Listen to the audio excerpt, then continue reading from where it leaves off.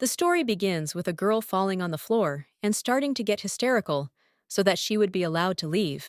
Father Seal Crod and Siberi's younger brother were so taken aback by this behavior that they just stared at her with their mouths open. Mother Liera grabbed her head and exclaimed that this was happening to her today.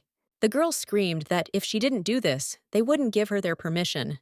If her relatives are against this marriage, then let them just step on her. The woman decided to listen to her daughter, so she put her foot on her face. Ramil immediately jumped up and was indignant at what she was doing. Mom poked her foot in her face again, because the girl said that she needed to step on it. Our heroine exclaimed, "And if she tells them to stab her, then they will do it too, or what?" The woman grabbed the sword and whispered that there was nothing she could not do. The girl immediately said that she had made a mistake. Then she asked to sit down with the others, and stated that she was saying all this quite seriously. Father said that until yesterday, she had no interest in marriage or dating. He was curious why she suddenly made such a fuss about the wedding. Ramil replied that she had now discovered this topic for herself, but before that, she had thought about it for a long time. Mom sighed heavily and said that, yes, but why exactly Viscount Royale? When our heroine woke up in the morning, she realized that she had entered the body of another person. This guy was her favorite character in the work Wounded Sword, who made many hearts cry. God gave her a chance to meet him in person. The novel is narrated from the point of view of the male protagonist, Royal Arnen. The thing is, this book is a complete tragedy from the very beginning. The boy's heart explodes, and he loses the ability to use both legs. He also lost his aura and became unable to wield a sword, so he stopped being a knight. After this, the young man lost his family, his home in general. Everything he had. Only pitch darkness appeared before his eyes. That was his end. The story ends with him dying tragically, but our heroine didn't want to remember that scene at all. If she doesn't want this ending, then something needs to be done. Knowing the character of the hero, if a stranger offers help, then he will definitely refuse. Therefore, to begin with, it is necessary to become a confidant of the knight. Perhaps become a friend to a young man, although even friends have limits of support. If you become a lover, then if they break up, then everything will be over. In that case, there is only one way out: to become his wife, so she can turn Roel's bloody road into a flowery path. Mother added that she knew the Viscount's situation, and despite this, she still wanted to marry him. In the work, the young man lost a lot, but over time, the core located in the heart was restored, and he began to move. Therefore, she answered yes, because she was sure that he would be able to get back on his feet again, and she would be there to help him do it. When there was a pause, our heroine thought to herself that maybe even this wouldn't work, but she couldn't give up for the sake of her favorite. After which she began to say that no matter how they resisted, she would still get her way. But her mother interrupted her and told her to take care of him. Why should Liera be against her marriage? Let her do everything for him then. But suddenly, the younger brother shouted that he was against it. Did they really think that all this made sense? The girl was surprised that he was really worried about his sister. He should have been beaten less as a child. But the guy added what kind of crime the Viscount had committed in his past life, that they were putting this crazy woman in his place as his wife. Ramil began to show him the middle fingers and think about what he could possibly know about past lives, what he was talking about them. Mother muttered that if you think about it, she had never met the young man before, and suddenly he would refuse. Our heroine replied that she also didn't think that she would succeed the first time, but if he continues to convey the sincerity of his feelings, then one day they will reach his heart. Father asked if the wedding negotiations took place, would she move into the royal house? The girl replied that no, if she could persuade him, she would like to bring him to their estate. I thought to myself that for a guy who was devastated, living in the capital, there was no better place to take care of his body and soul than here. Meanwhile, in the Arnon mansion, the young man told the servants that there was still time according to the contract, but he called them to say thank you in advance. It may be uncomfortable, but nevertheless, he thinks it would be better to say it face to face.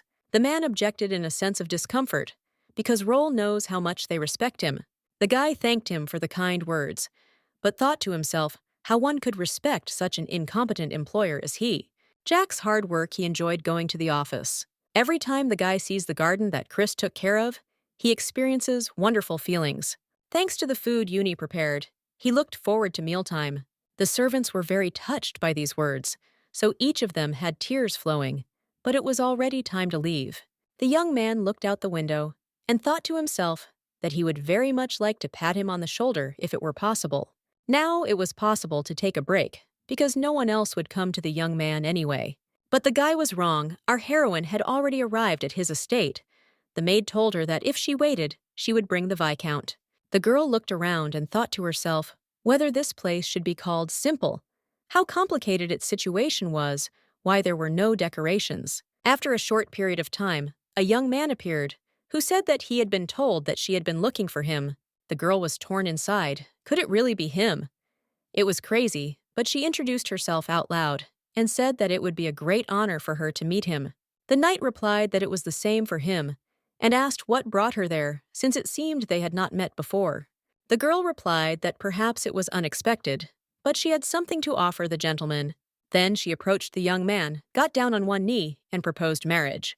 When there was a deathly silence, Ramil thought that it seemed that an atmosphere had emerged that would be followed by a refusal.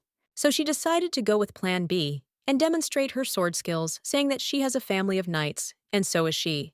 That is why the girl admires Mr. Roll, a fellow knight.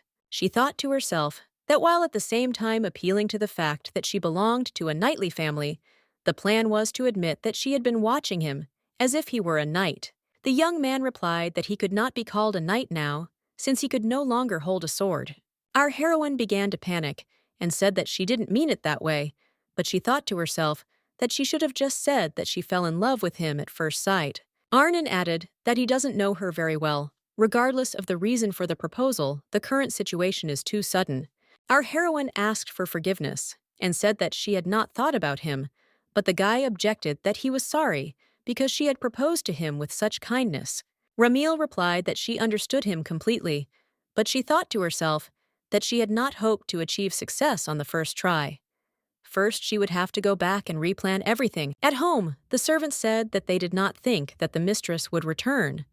So immediately, the girl replied that she would have to continue visiting him in the future. She couldn't ruin everything. The maid said that she thought that she would kidnap him as soon as he refused, but the miss turned out to be more reasonable. Our heroine was indignant. Did she really look like a person who was ready to commit something like kidnapping people? The subordinate calmly replied that yes, since she could stand on a horse upside down. Crod began to slowly draw her sword and say that, for her, murder comes before kidnapping. The servants immediately ran away, each in his own direction, saying that it was time to prepare dinner. When they left, the girl thought that perhaps she should have complimented him, looked him ingratiatingly in the eyes, and proposed. Perhaps then the young man would have answered with consent, although that would have been too much. But as it was, he didn't even really look at her. After the servants returned, the girl said that there were limits to how much she could plan in her head, so she needed their help. The guys ignored her and continued to chat about something of their own. Then Ramil said that she would give 1 gold coin for her opinion. They were immediately interested and asked if she could tell them more about the agenda for the meeting. Our heroine exclaimed that she needed to do something to make Mr. Roll agree. One of the guys said he thought it would be a good idea to appeal to the young lady's strength. Another added that one could tempt him with a bag of gold coins. The girl refused these 2 proposals, since she cannot boast about her money or power, after which she asked if there was anything romantic. Carol coughed and said that she had an idea, now she would tell her proposal. Meanwhile, the doctor checked the boy and said that everything was still fine. It was a low success rate study from the start. When asked if he had organized his lab well, the man replied that the cleaning was almost complete, but the suspicious guys he had mentioned earlier had appeared again. When he told them the study was over, they felt noticeably relieved. He doesn't think the goal is to steal data. Then he said that he heard that recently some lady visited the young man. The young man replied that yes, it was Ranil Crod who proposed to him, but he refused. When asked why he didn't agree, the guy replied that the lady said that she admired him as a knight, but now he's just worthless and has a lot of debt. The man exclaimed that there was no need to say that, because the gentleman was simply a wonderful person. Arnon added that he had already sold everything he had. The debts were so great that even if she married him, she would not be happy. Looking out the window, the interlocutor asked what he thought the girl would do. Now Roll replied that she would probably go home. The man objected that unlike the gentleman, the future bride did not seem to be going to give up so easily. Ramil Crod arrived at the mansion again to talk to the Viscount. The girl said that she came to propose to him. The guy objected that, like last time, he said that they were seeing each other for the first time, but our heroine said that this time everything was official. But of course the young man can refuse, today. She is not forcing him to do so. The young man asked her for forgiveness, and said that this time he would also simply refuse. Our heroine exclaimed that there was no need to apologize. Everything was perfectly fine. However, it is a little sad. So if she can take a look at the mansion, she is very interested in the capital's architecture. The guy asked if the mansions in the capital were any different, but he just didn't really understand it. Ramil replied that yes. In particular, these ceiling angles are the charm and highlight of the capital's architecture. Roll replied that okay, he was now appointing someone to be her tour guide. But the girl objected that she would like to see it herself. She can concentrate better when it's quiet around her. Crod is the type of person who likes to enjoy creativity and art alone. The young man replied in confusion that, okay, let it be as she wanted. After some time, our heroine went up to the second floor and thought about whether she would be able to meet that child.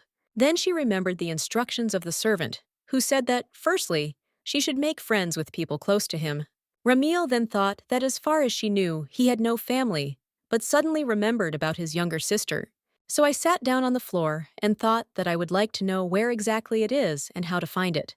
It looks like I should go back and replan everything. But suddenly, the little girl's voice was heard asking for forgiveness, and if everything was okay with her. Our heroine was very confused and muttered that she just had a slight headache. The little one replied that it didn't seem like it was a little, since she managed to fall. She urgently needed to lie down and rest. Crowd thanked her for her concern and asked what the girl's name was. The little girl replied that it was Irmia Arnen. Lying on the baby's bed, Ramil thought to herself that her mission was almost a success since she was in her room. When asked what brought the girl here, our heroine answered that she came because she had business with Mr. Rolle. Since she is also a knight, she came to greet Sir Arnen, or rather, she came to see him. The little girl muttered sadly that her brother was not picking up a sword now. When our heroine asked if she liked her little brother, the little girl exclaimed, "Of course!" The young man is always very kind and understanding towards her. Even when the people who work here make mistakes, he smiles and doesn't get angry. An elder brother always tries to help anyone when he gets into a difficult situation. Also, if someone is going through bad times, the guy grieves with him. The girl smiled and said that what she said was the reason why she respected Mr. Rolu. Since they have a lot in common, he suggests that they sit comfortably and continue the conversation.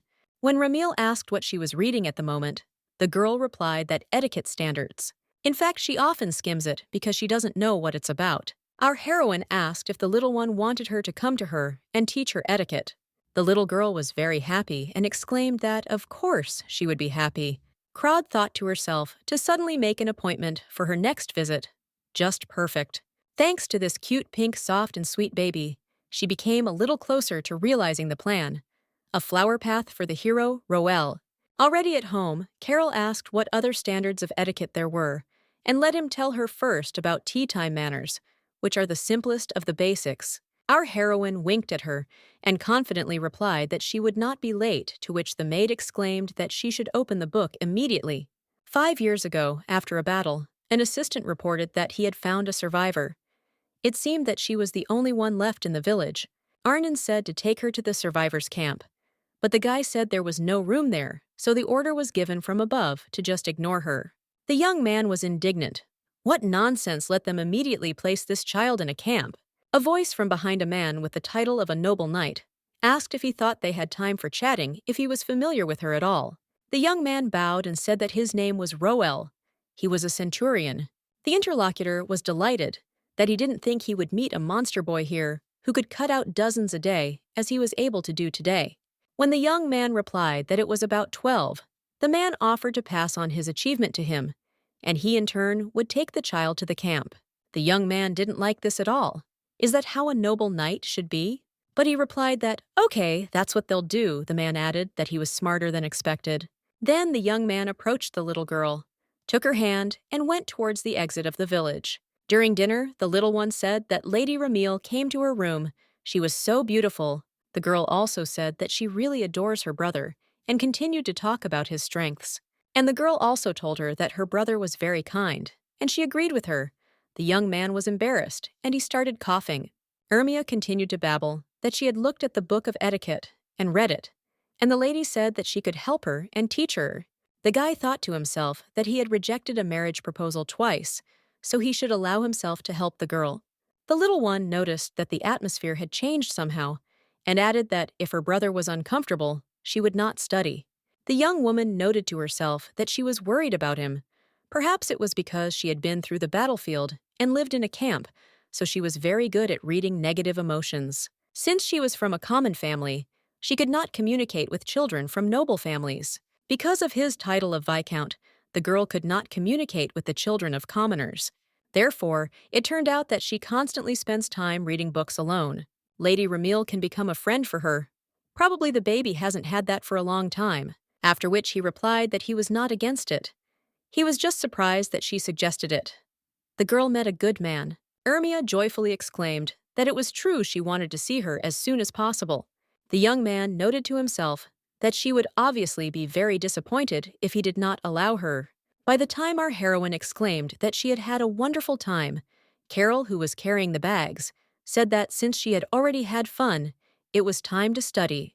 The girl was indignant. In what sense? After all, she had been going to etiquette lessons all these 3 days.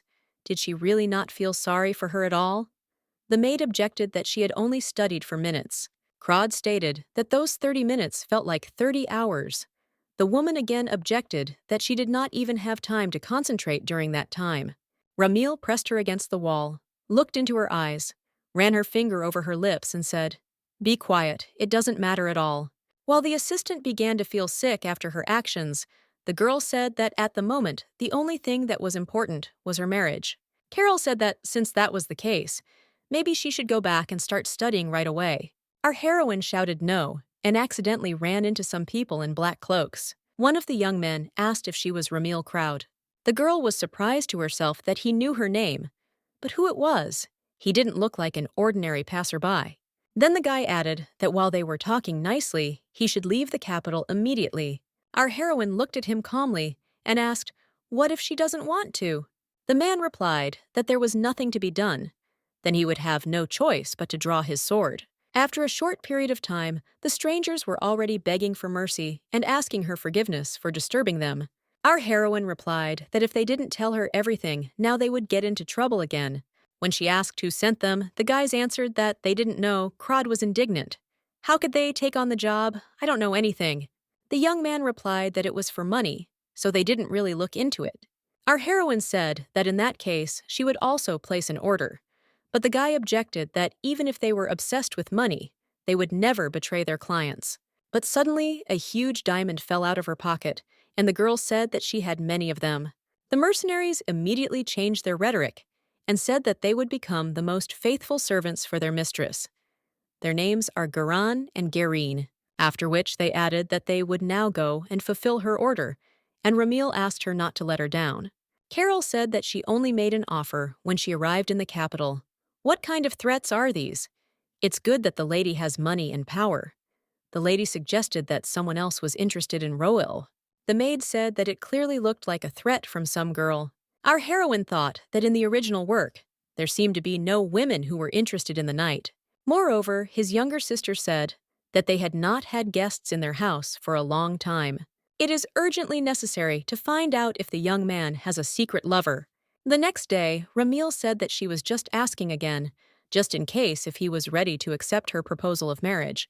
The guy mumbled why it seemed to him that the bouquet was getting bigger and bigger, after which he asked for forgiveness and said that he would refuse today, too. The girl thought to herself that this was already the third failure in a row, but nevertheless, Roel's reaction for some reason became softer than before, after which she threw out the bouquet and said that he had already rejected her 3 times. Could she ask him one question? After thinking for a moment, the young man smiled and replied that she could ask whatever interested her. Our heroine immediately became serious and asked if there were any other girls that the gentleman was communicating with. She thought that maybe he already had a loved one, which is why he refused her every time. The guy replied that he is not currently in a relationship and has never been in one. Ramil wondered if she could just steal it then, But then it dawned on her that if there were no ladies, then who was threatening her? While she was thinking, the young man asked whether she had decided to teach etiquette to his younger sister. The girl replied that everything was correct. She planned to give her hands often, "Is everything okay?" The knight replied that of course he was rather very grateful to her and asked if she had already eaten. Our heroine replied that she had come on an empty stomach since she had other things to do before coming here. But she thought to herself that if he was nearby, then any meal with him would be the first for her. Arnian asked if she would like to have dinner with him, and Ermaiakrod agreed. When they had already arrived at the dining room, our heroine thought to herself that this was a great chance to earn points. Then she turned to the little girl and said that she would now show her etiquette during meals. First, we needed to talk about how to sit. When you're going to sit down, you should do it on the right side of the chair, and when you leave on the left, the brother and sister immediately asked, "Isn't it the other way around?" The girl got out of it and said that she had deliberately given the wrong answer to find out if the little one knew about it. Did they really think that the little sister didn't even know this? When our heroine tried to be smart, the little girl asked if this didn't apply to fish dishes. Ramil replied that she was testing her again. Ermia is so smart. The young man asked if this should not be done with the left hand. The girl answered that it was true. Here she showed the opposite. They could not be deceived. After so many mistakes, the young man suddenly said that he thought that was enough. Crod thought to herself, what to do now? She was probably caught for not knowing etiquette. Maybe she should tell him that she was just nervous, and that's why she made so many mistakes. But the knight added that she had hardly eaten because she was constantly teaching his sister, so let her start eating. After some time, the guy looked at the door and thought that there was a feeling as if she came every day. Could it be that she wouldn't come today? Then the young man realized what she was even thinking about. He needed to throw these thoughts away. When there was a knock at the door, he happily answered to come in. But it was not our heroine, but a man who said that they had not seen the Viscount for a long time. It was Fidel who was entrusted with delivering to him Mr. Roel's resignation letter. National defenders may receive salary upon retirement, whether or not someone has told him about the time. The young man replied that he was hearing about this for the first time, but he thought to himself that he knew that they were aware of his situation. So why hadn't his superiors informed him about his salary? Noticing his dejected appearance, the young man said that, as expected, they were working half-heartedly. But let him not worry, since he works in the treasury. He will completely restore order in the treasury. Roel asked, when he managed to become a worker in the treasury, what about his previous job then? The boy replied that after the gentleman left, the intensity of the work increased to such an extent that it became too much for them. As soon as something happened, they were sent there. But they were not the only knights in the empire. If they dismissed the commoner knights, they would be subject to a barrage of criticism. So there were even rumors that they were being sent there, so that the guys would never return. So the guy had no choice but to change jobs in order to survive. Then he noticed the expression on his former commander's face and thought that he shouldn't have told him that. After which he decided to change the subject and say that there was good news too. In fact, he recently got married in his city. When Arn said that he could guess that it was Key, the guest exclaimed in surprise, "How did he know?" The young man replied that they had always been together, so it would be even stranger not to know. Fidel objected that even though they were together, he only received beatings. The girl constantly threatened him that if he went to the gambling house again, she would cut off his hands. Roel replied that it was quite natural since he was addicted to gambling. The old friend laughed nervously and asked if he had any good news at all. For some reason, the young man immediately had an image of Ramil in his head, but he answered out loud that there were none. The guy noticed that he thought for a second, so he started asking why he did it. I thought to myself that before he just laughed and continued the conversation, but now he was behaving suspiciously. Then he said that since he was here for work, he could not have private conversations, but next time he would definitely get an answer. After which he suggested getting down to business and studying all the documents. Fidel was shocked because he thought his financial situation would be fine, but it turned out that it was not. It is surprising that he endured it alone for so long. How can one remain in such a state? Is everything all right with him at all? It must have been difficult to carry all this alone. It is necessary to endow him with at least the slightest strength. Then he said that there was no need to worry. It seemed that the financial situation needed some sorting out, but everything would be fine if the guy started receiving a salary. When the young man added that the Viscount could rely on him, he replied that he would wait impatiently.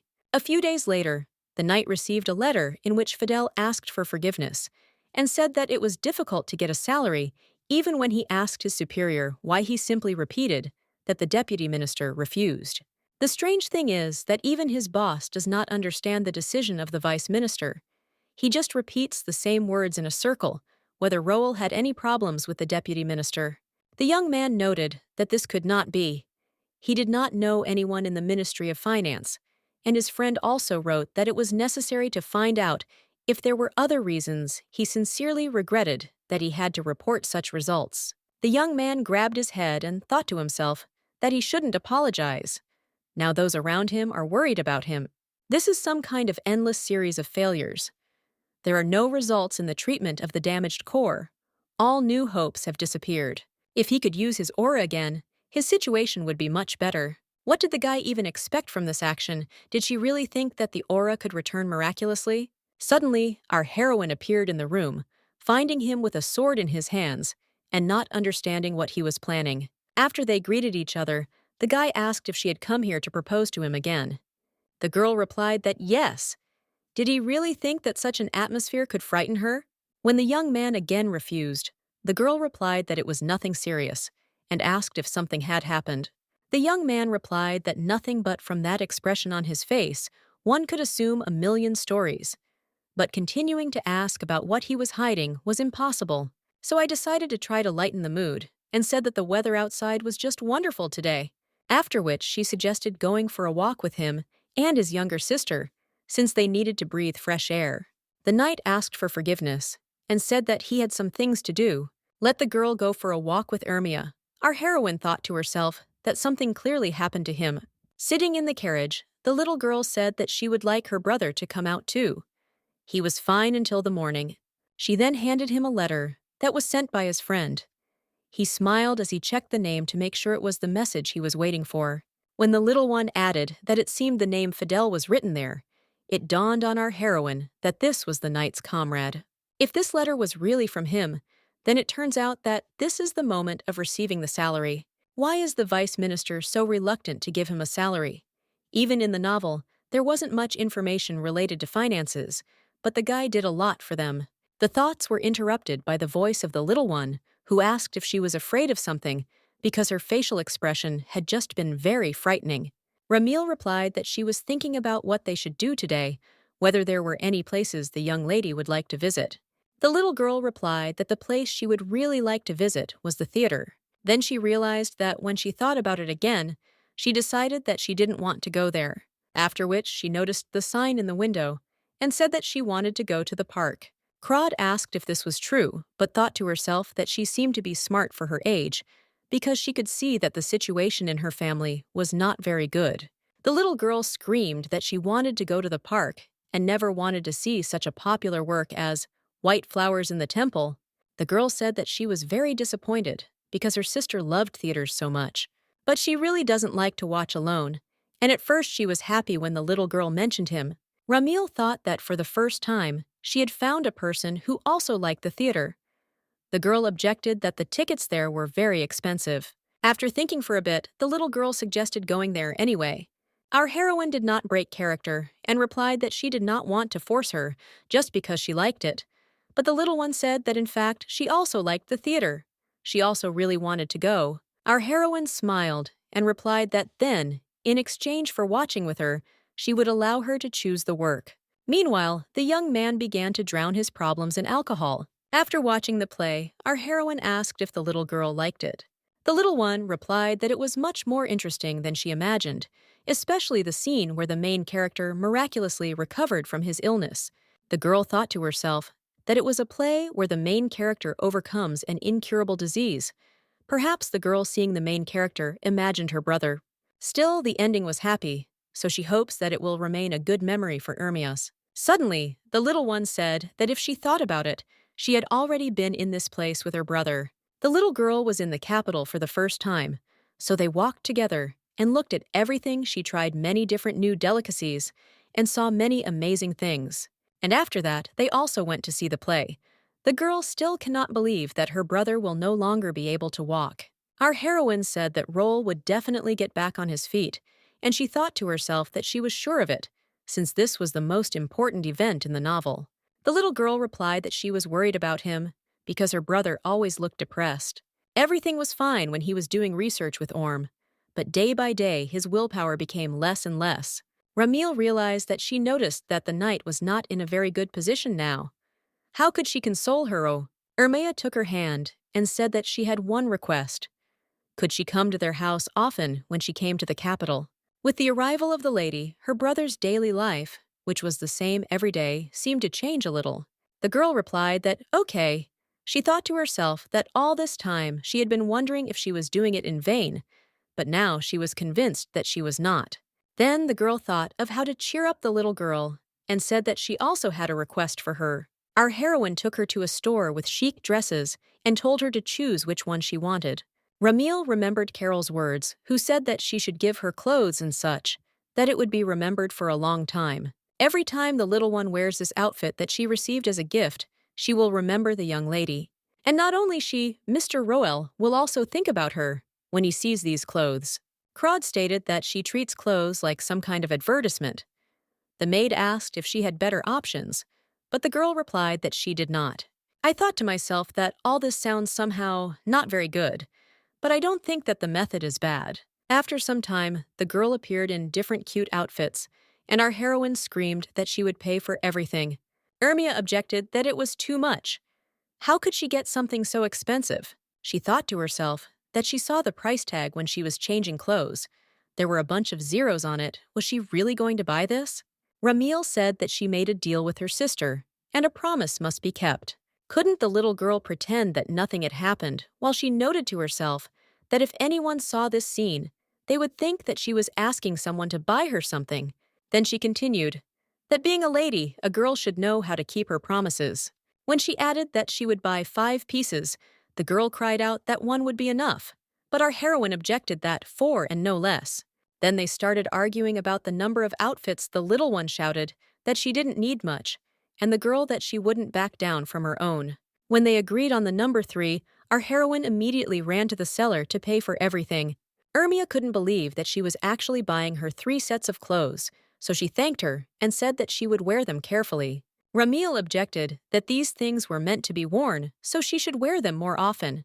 Then she handed her a note and said that this was her residential address, and if she wanted to contact her, she could send a letter. She thought to herself that the time would most likely come when the little one would need her help.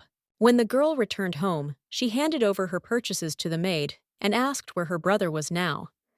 The woman answered that he was in the office. On the way, the little girl thought that it was somehow strange, because usually the guy comes out to meet her, Orm to be called to him immediately, since his legs would not move. But you can't think about the bad because Ramil said that he would definitely get better. As his little sister, she had to believe in the best, so she went into his office and told him that she was already back. Seeing him, the girl felt relieved, because he was the same as usual. The young man asked why she was looking at him so strangely. Maybe there was something wrong with his face. Ermia noticed that he was a little disheveled, just like when he drank after he found out that his legs had given out. When she muttered that his face was red, the guy replied that it must be because it was hot in the room. The young man sees this outfit on her for the first time. It looks so beautiful on her. The little girl thought to herself that as soon as he found out how they spent the day together, he would be very happy, after which everything began to be told in detail. Roll noted that apparently they had a lot of fun. The girl replied that yes, and next time they would definitely go together. It doesn't matter when let him just promise that one day it will happen. The young man replied that, good. Then she turned away and wished her brother good night. When the little one left, the young man thought to himself that he was glad that she had fun. When he was turning in his wheelchair, he accidentally caught a bottle of alcohol that was standing next to him with his wheel. And when he tried to reach it, he couldn't reach it, and he thought to himself that he was truly worthless. The next day, the maid tried to wake up our heroine, who asked to give her at least 5 more minutes. Carol replied that in that case she would simply send Garen back. Hearing this, the girl immediately jumped up. But then she came to her senses and asked who it was. The woman asked why she decided to jump up if she didn't know. Carol explained that this was one of those thugs she trusted with one case last time. Since she is already up, it will take some time to get ready to go out. Our heroine exclaimed that there was no need to worry, there was one way. Literally, a moment later, she was already standing on the street, completely ready. The maid, dumbfounded, asked how she did it. But our heroine replied that it was better for her not to know. Upon seeing the girls, the guy began waving affably. Ramil wondered if this was the man who wanted to scare her. The maid suggested that perhaps he had lost his memory due to shock. Sitting down at the table, our heroine asked if they had done what she asked. Hearing the answer, no, the girl rushed at him and began to beat him, and the maid tried to pull her away and said that people were actually watching. The young man began to justify himself by saying that he had tried very hard and had done everything possible. However, half of his face was not visible, so nothing could be found. But instead, the mercenary found out something else, and will now tell you. A little earlier, one of the guys was worried that they would be killed because they failed to complete the task. The second said that most likely they did not expect much from them. When the customer showed up and asked how things were going, Garan apologized and said that they had failed. The man ordered them to first sit down and explain what went wrong. The boys started telling her that her skills were much better than the information they were given. Even the two of them weren't enough. At first, they threatened her, but as soon as they took out the sword, the girl immediately changed. She had incredible reaction speed, and her dodging technique was perfect. They could do absolutely nothing with her, so the girl beat them up. If they had fought to the end, they would have definitely died. The customer muttered that this was strange, because he had heard that she was very lazy and skipped training. The guys objected that this was some kind of nonsense. It was immediately obvious that she was an incredibly talented fighter. The stranger was about to leave and finally said that they should pretend that nothing had happened, and that they should also know what would happen if the details leaked out. When he left, Garin covered his nose with his hand and was indignant that the man didn't wash himself. Why did he constantly smell like rotten meat? His friend told him to stop and start keeping an eye on him. After some time, they saw their customer meet with another masked man, after which the young people headed somewhere further, and the guys continued to follow them. As a result, they hid behind some door and had no choice but to use the eavesdropping artifact. Their customer was heard to report that they had failed to drive away the Cloud Lady, but if he is given another chance, he will show what he is capable of. But the interlocutor objected that it would be better to leave this idea for now. Garan noted that it seems like the Black Hood is of lower rank. I wonder who the man in the red cloak is. The man stated that the important person at the moment is a finance ministry employee named Fidel. Suddenly, the young people stopped talking and stared at the wall behind which the boys were hiding. The young man began to panic. Why did they fall silent? Did they really notice that they were being eavesdropped on? Therefore, he immediately told his partner that they needed to run since it seemed they had been found out. When he abruptly opened the doors outward, he saw no one, but he could not be mistaken, since he definitely heard someone touch the door. Our heroine thought that this was good information, because now it was clear that, for now, their target was not her, but Fidel. They both are people who care about the night, so they want to get rid of them. In other words, that person doesn't like it when Roel helps someone. Was there anyone at all who would benefit from keeping the young man under control? The guy asked what to do next. Should they continue investigating the Black Hood? They were clearly not after a good deed. First of all, he smelled bad. Ramil thought to herself that she didn't know anything specific yet, but she was sure that they wanted to harm Arnon, and now it would be nice to catch up and figure out the next step. After which she said that there was no point in following the Black One. Could they find out who sent him? Looking at the huge gem, the young man muttered that he would do his best. When our heroine was about to leave, she thought to herself that he was much more dangerous than she thought. After some time, she again gathered a gathering of her servants and asked if these people had any grudges against Roel. Carol replied that she understood that it was the North. Although the young man is a hero of the Empire, from the enemy's point of view, he will be a devil on the battlefield. The girl replied that it was true, but why was it necessary to threaten her instead of killing him? The young man replied that because the work would become tiring if they killed him, and it turned out that the North was behind it, what would happen next. Public opinion towards them has worsened. Plus, on top of everything else, war could break out. Ramil said that it is not yet a fact that this is exactly the North, but in principle, we need to try to figure it out with them. The guy objected that under no circumstances, even if nothing happens to the gentleman, the imperial palace would take on such a matter. Will she be able to cope with their knights? Let her stop saying such terrible things altogether. Crod sighed heavily and said that therefore, instead of killing them, it was necessary to simply eliminate them so that they could not take up this matter again. The boys replied that it was true that it was better to hinder them now so that they would not have a chance to achieve what they wanted. Our heroine wondered if their power was so great that it could put pressure on the treasury, would it be enough to stop them? Suddenly, the maid asked if she had forgotten to go and propose to Mr. Rowley. The girl thought that this was some kind of strong and mysterious power. This problem could be easily solved as soon as she married the knight, because the Crod family was able to protect him. But the next day, our heroine received another refusal from him. The boy said that he wondered why she did it again, because usually, if a proposal was rejected more than 3 times, Ramil continued for him that it was considered humiliating.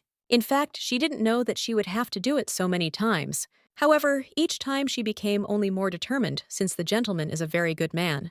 It's hard to explain, but she believes that if she marries him, her days will become more joyful and brighter. The young man muttered that, frankly speaking, he still didn't understand why Crod wanted this so much. Ramil replied that in his place she wouldn't understand anything either, but she thought to herself that to him it all most likely seemed like just a game of a girl in love. However, having read the original work, she knows Roald as well as anyone, but there is still a huge gap between them. But for now, nothing can be done about it since the young man's point of view differs from hers. After which, she asked if he would mind if she went to visit his younger sister. The young man replied that the girl was on the 2nd floor. Roald knows that she gave clothes to the baby, and he is very grateful to her for this. Now he feels indebted. Ramil exclaimed that there was no need to worry, she bought them because she liked the dresses, and so that he wouldn't tell her something like that, she shouldn't do this anymore. The girl screamed that she really missed the baby, so she would go to her. The young man did not understand what it was, because he wanted to invite her to go together next time. But it's good that it happened this way, because no matter how much he thinks about it, he thinks that she is too beautiful for him. The girls were very happy to see each other, and unanimously asked how things were. Our heroine asked why Ermia didn't wear the dresses that her sister bought her. She wore them yesterday. The little girl muttered that it was just too sad to carry them around the house. The girl replied that she was a little offended, since according to the rules of etiquette, gifted things must be worn. The little one replied that she didn't know, so she would wear them more often. Noticing that the girl was studying mathematics, Ramil thought to herself that there was a limit to what she could pretend. The girl explained that her brother and Baron Dallas help her with this subject. Our heroine found this name very familiar.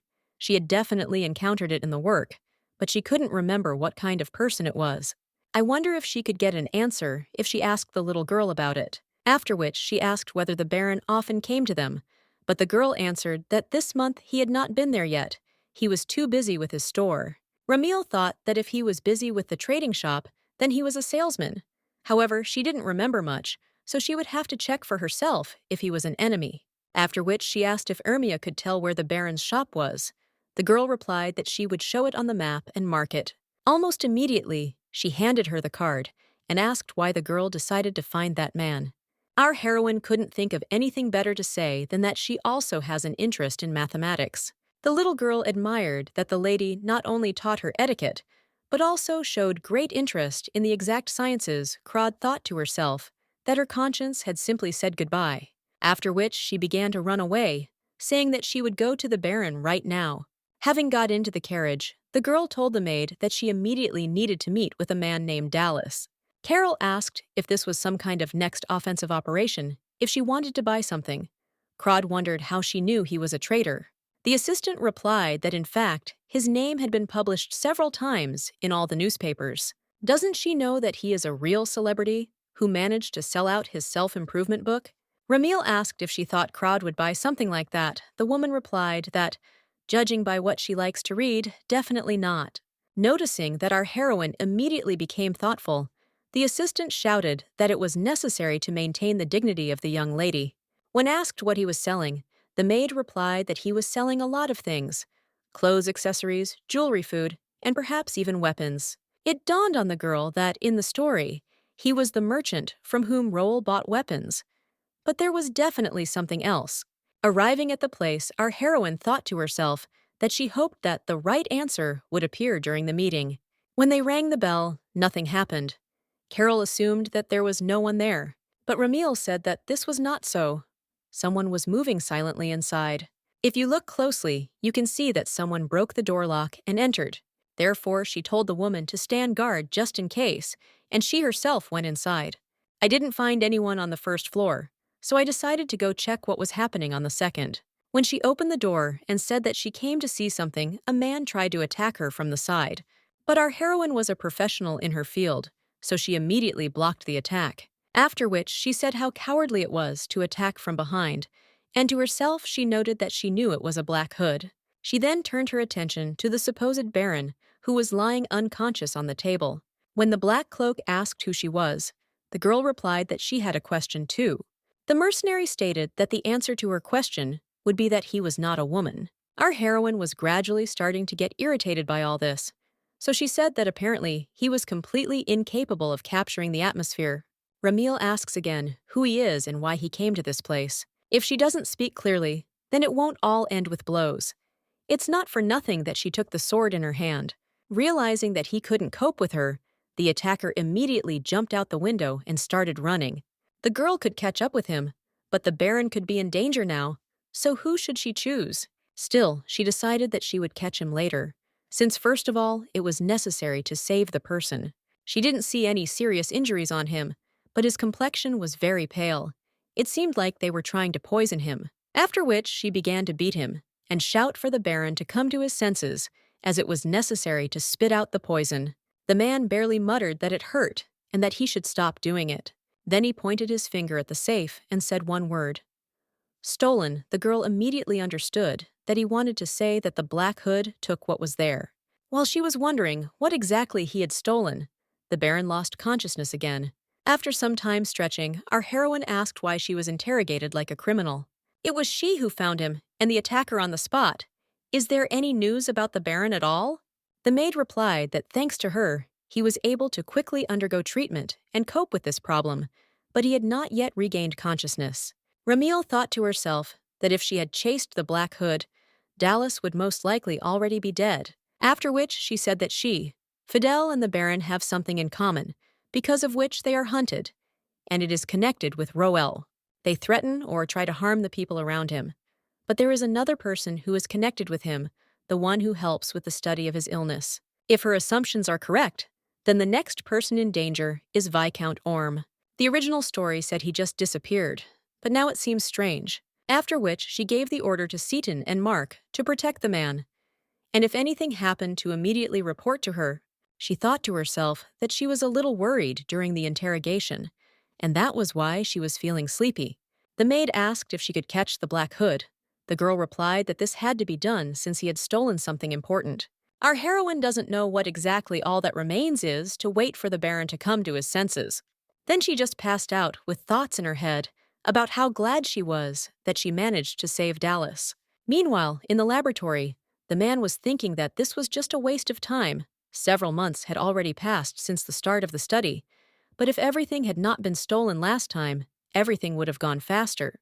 Suddenly, the doors swung open, and mercenaries appeared, who said that they had not seen the Viscount for a long time. The doctor noted that last time they simply sent bandits, but now they decided to show up with you.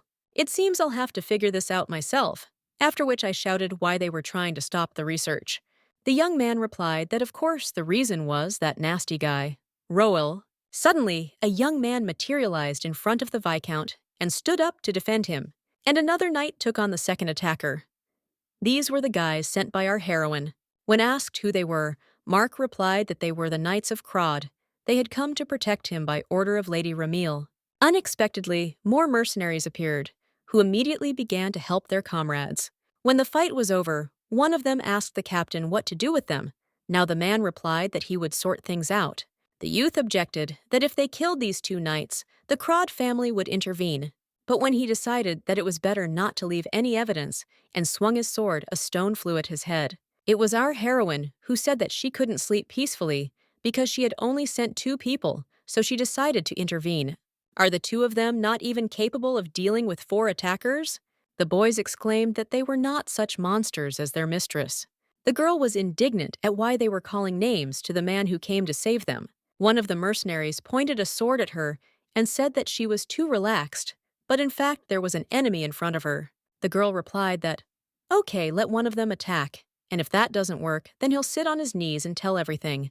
And let them also take into account that if they remain silent, then beatings cannot be avoided."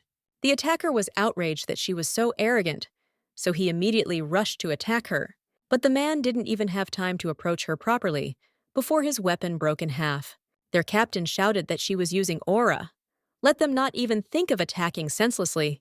When our heroine declared that they should not forget that she could beat them to death, the order was given to attack her immediately. This fight ended very quickly, as the opponents could do absolutely nothing with her. Ramil noted to herself that they were so weak that she didn't even have to put in much effort. After which, she joyfully ran towards the Viscount, asking if everything was okay with him.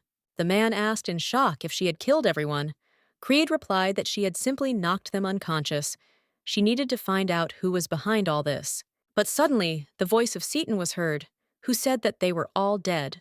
The girl exclaimed in what sense she didn't hit them that hard. But the young man replied that she had nothing to do with it. Let her see it was similar to the case with the Baron. It's the same with everyone else. Judging by the color of his skin, it looks like they drank poison beforehand. This method has recently been used by members of the Assassin's Guild only in case of successful completion of the task is an antidote given. When they returned back to the estate, the Viscount said that it was better late than never and thanked them for saving him. But how did they know that the Black Hood would come looking for him? Ramil explained that she heard from the little girl that he was close with Sir Roel. Recently, the Baron was ambushed by mercenaries, and items from his safe were stolen. Of course, this is her speculation, but she believes that they are aimed at people around Mr. Arnon in order to isolate him. It dawned on the man that the reason they kept interfering with the research was to keep him under control so that he could not succeed and help Roel recover. Our heroine asked him to calm down and not to be nervous. The Viscount, in turn, asked what they stole from the safe. The girl answered that it was unknown. Until Dallas wakes up, we won't find out.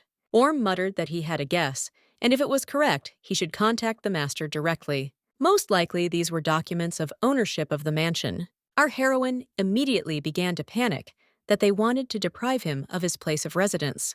The Baron, who can testify that the documents were stolen, is unconscious. Arnon will have no choice but to do what he is told.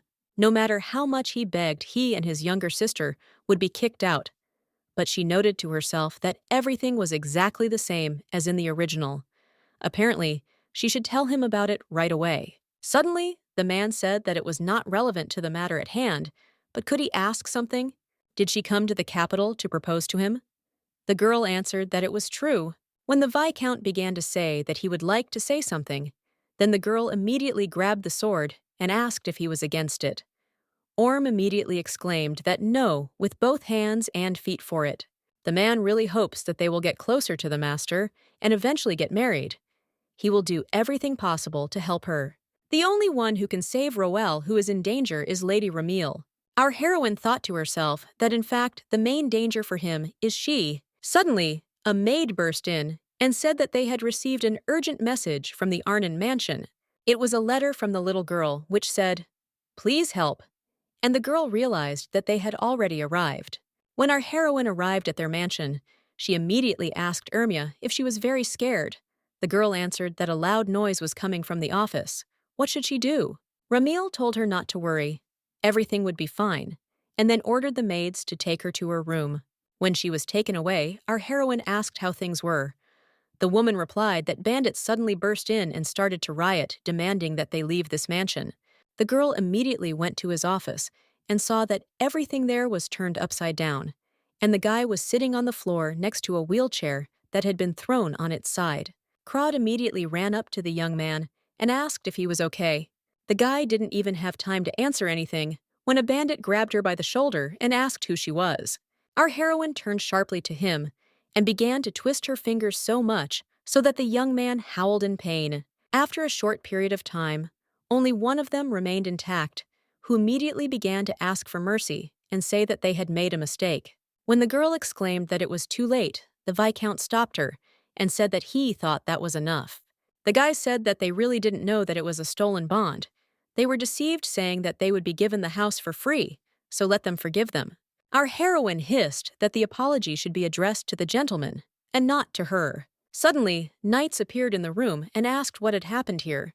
The girl gave the order to put these bandits in prison immediately. Mark immediately set to work and said that they should be grateful that their limbs remained whole and unharmed. Our heroine asked for forgiveness and said that she had gone too far because she thought that they were trying to kill him. In fact, today, the Viscount was attacked by intruders who wanted to harm him, and for several days they tried to poison the Baron at the moment he is in the hospital. The man exclaimed that the girl had shown herself to be a real heroine and had saved everyone. If it weren't for her, they would already be dead. The young man admired her and thanked her for her help. Our heroine objected that she was simply lucky to find them. The guy said that if it weren't for the lady, he wouldn't have even found out anything, and he wouldn't have understood why he was kicked out of his own house. Ramil said that, in that case, perhaps he would finally accept her proposal of marriage. It is too dangerous for the master to remain alone in this estate. Arnon muttered that if this was all because of him, then the Crod mansion would also become dangerous in the future, so it was better to be here alone. Our heroine exclaimed, was he really devaluing the strength of her family? But the knight objected that this was not so. The girl said that she is not offering for the sake of something. Why does he think that they will go to a loss because of him? After which she asked the Viscount whether this marriage was a problem. From the point of view of Crod, the man answered that of course no. It was such an honor and advantage to have such a famous hero as a relative. Firstly, because of the Lord, it will be possible to gather many talented and famous knights. The economic and military benefits that this will bring are indescribable. Ramil noted to herself that he was quite eloquent, but out loud, she said that if he felt burdensome, then he should consider it an investment. The young man asked her to give him some time to think it wouldn't be long. Our heroine replied that of course she knows how to wait, and she has patience to spare. The Viscount asked why he was still thinking about it. It was a very good offer. From now on, enemies will attack him without stopping, so it is too dangerous to remain in the capital. The guy replied that he knew this, as he thought, is why the lady wants to marry him. The man answered that he had been in love with the gentleman for a long time, and that was why he was pursuing him. Arnon asked what would happen to him if suddenly this favor disappeared for some reason. Orm realized that this marriage was not really on equal terms. One day she might suddenly cool down and announce a divorce. Then the gentleman would have no rights, and he could be thrown out on the street. But he replied that he still wanted him to get married. It was unknown how long this marriage would last, but at the moment he needed protection. He also believes that he should tell his younger sister about this himself, so he will call her. When the little girl came into the room, the young man asked her what she thought of Lady Ramil. The girl replied that she was really a cool and nice girl. The young man said that, to be honest, she proposed to him. Ermia was delighted and asked what he had answered about him. Roll said that she asked for time to think things over, so he decided that he should talk to her. The little girl replied that she liked all this very much, since they were both very good people. And if two such bright people are together, then that's just wonderful. The brother replied that things might not be so rosy, because if he married her, there was a high probability that they would join the Crod family. If suddenly they all look like nobles from the past, then the girl may have problems. Ermia said that she understood what he was worried about. She would do everything possible to look good in the eyes of adults. The young man hugged her and said that he was sorry that he had raised her in such conditions that she had to say such things. Meanwhile, our heroine sat in another room and went over in her head the phrases she would need to say if he suddenly decided to refuse her again. Suddenly, the Viscount ran in and said that things were not going well. He had spoken to the gentleman, and he thought that she might leave him. The girl wondered why he thought so. Maybe she had behaved too frivolously proposed on the first date, and continued to do so even after he refused. Ramil skipped the dating stage and just proposed marriage. Apparently, he thought she was immature. The man said that it seemed better to just kidnap him. Crod replied that she was considering this option in case of refusal. Suddenly, a little girl appeared and said that her older brother wanted to talk to the lady. On the way, our heroine calmed herself down and said that there was no need to be nervous. This time, he would definitely agree. Unexpectedly, the young man agreed and said that he would do everything possible to become a good partner for her. The girl couldn't believe her ears that they had finally become a real couple, after which she bowed and said that she would also do everything possible to become a worthy partner for him. Suddenly, the guy said that perhaps it was shameless, but could he ask her for one favor? He wanted to set conditions for marriage. Our heroine was taken aback and thought to herself that she hoped that this was not what she was now imagining. At least it wasn't a ban on touching, after which she replied that he could calmly tell her everything. But the young man said that if for some reason he suddenly leaves her family, then please let him take responsibility for the baby. Ramil asked for what other reason. The young man muttered that if they suddenly get divorced. Crod objected that such a thing could not happen. Roel thought to himself that if he had to part with his sister, he would prefer that she remain safe. Our heroine replied that it would not be a problem, she could give him a guarantee. Then she signed the contract. Arnon then handed her another paper and told her to please write down her terms. The girl thought to herself that she didn't have any specific conditions, maybe kissing at least once a day, or sleeping together once a week. When the silence dragged on, the guy asked if everything was okay. Ramil came to her senses and replied that she would add the conditions later, when she thought of them. Then the boys became embarrassed and promised each other that they would take care of each other in the future. After some time, the hour finally came when they would return to crowd together. Our heroine joyfully exclaimed, "Good afternoon." The young man had the most gloomy expression on his face and muttered, "Welcome!" The girl thought to herself that leaving the house after 3 days was not at all easy, so she said that the estate was empty. The young man replied that since there would no longer be those who had lived there before, he was sorry that he had to hurry so much. Ramil noted that he seemed very attached to the mansion. The guy replied that this place was a gift from the imperial family, his first home. Our heroine suggested in that case not to rush and look around. She thought to herself that even in this mansion, a lot had happened to her. She proposed on the very first day of her arrival. The girl continued to do this day after day, and eventually she finally achieved her goal. Here she met the little girl and also embarrassed herself many times regarding the rules of etiquette. Plus, she managed to see the devastated Roel. She couldn't even imagine what state he was in. But as she promised herself when she came to this world, she will definitely help make a good ending to Roel and change the name of the novel to The Sword in Love instead of The Wounded Sword. After a short excursion, the young man said that this was enough, thank you very much, but they could go now. When they went outside, our heroine asked who these people were standing near her maid. When asked what happened, Carol replied that the problem was right in front of her and she should deal with it herself. The girl said that her name was Kira. She was a former member of the Knights of Lord Roel, and Fidel exclaimed that he would really marry this lady. Arnon replied that they hadn't seen each other for a long time and ignored the guy's question, which made him extremely angry.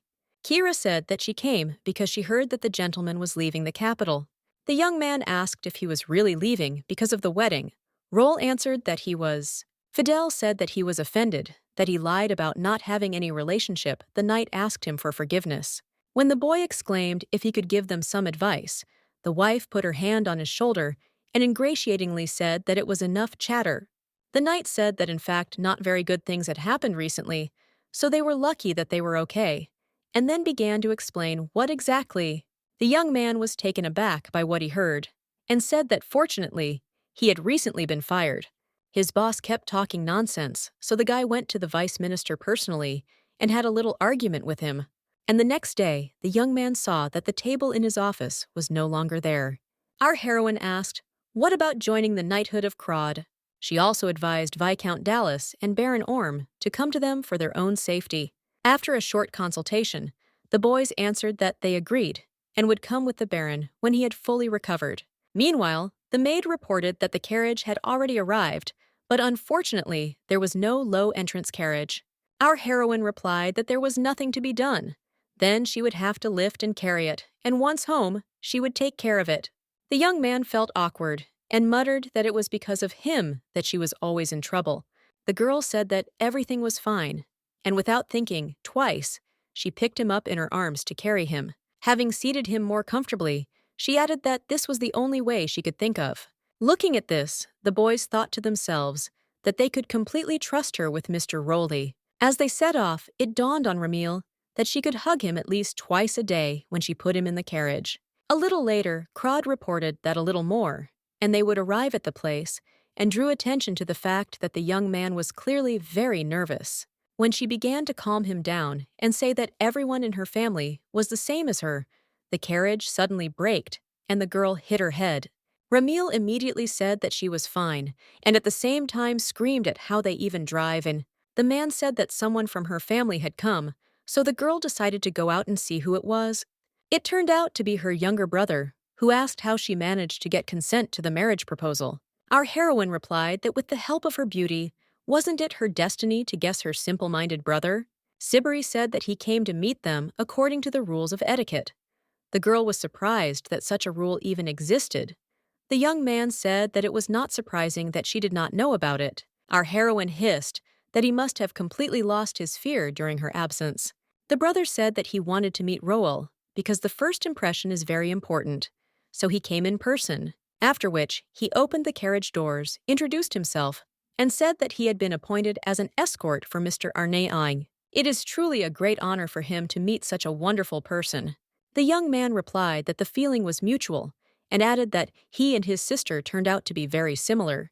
They immediately started fighting with each other and shouting at each other about how they were alike, since they didn't even say they were brother and sister. The young man replied that in fact they had the same last names and hair color, so it wasn't hard to guess. Our heroine immediately told him to put on makeup upon returning to the estate. The guy was indignant. What's the joy?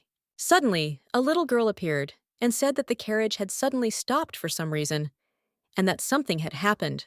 Ramil immediately introduced Ermia to her younger brother Sibiri. The guy stated that she was the gentleman's younger sister, so now she could call him brother. The girl thought to herself that he had the same gentle touch as Lady Ramal. When they arrived at the mansion, Roel was worried about how the heads of the Crod family would receive them. He really hoped that they would be received favorably. It was clear from them that these were not simple people. The Shield of the West, Seal, and the Spear of the West, Liera.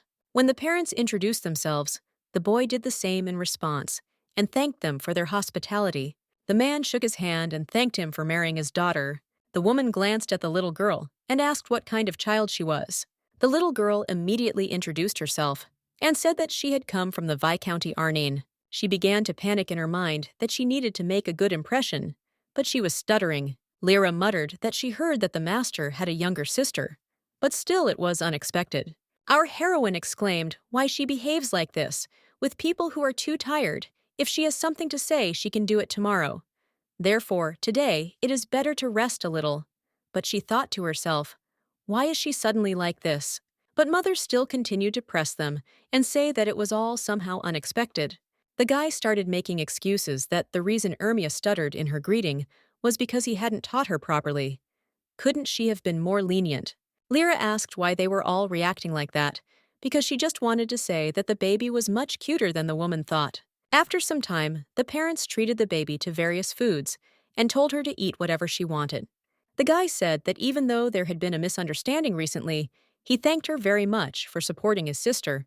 The girl replied that there was no need to thank her, because Ermia was now her family, so it was natural. She thought to herself that the family was confirmed by law, so that she would never be separated from him. Suddenly, the father asked when they planned to hold the wedding vow ceremony. Now they can rest, and tomorrow everything can be done. When the young man asked what it was, the girl explained that it was their family tradition, so he would see everything tomorrow. The next day, the guy was dressed in some strange outfit and was driven down the corridor, where he ran into Ramil. Our heroine was dressed in approximately the same outfit and said that there was clearly not enough fabric. Does this style suit her? The young man immediately blushed and muttered that it suited her very well.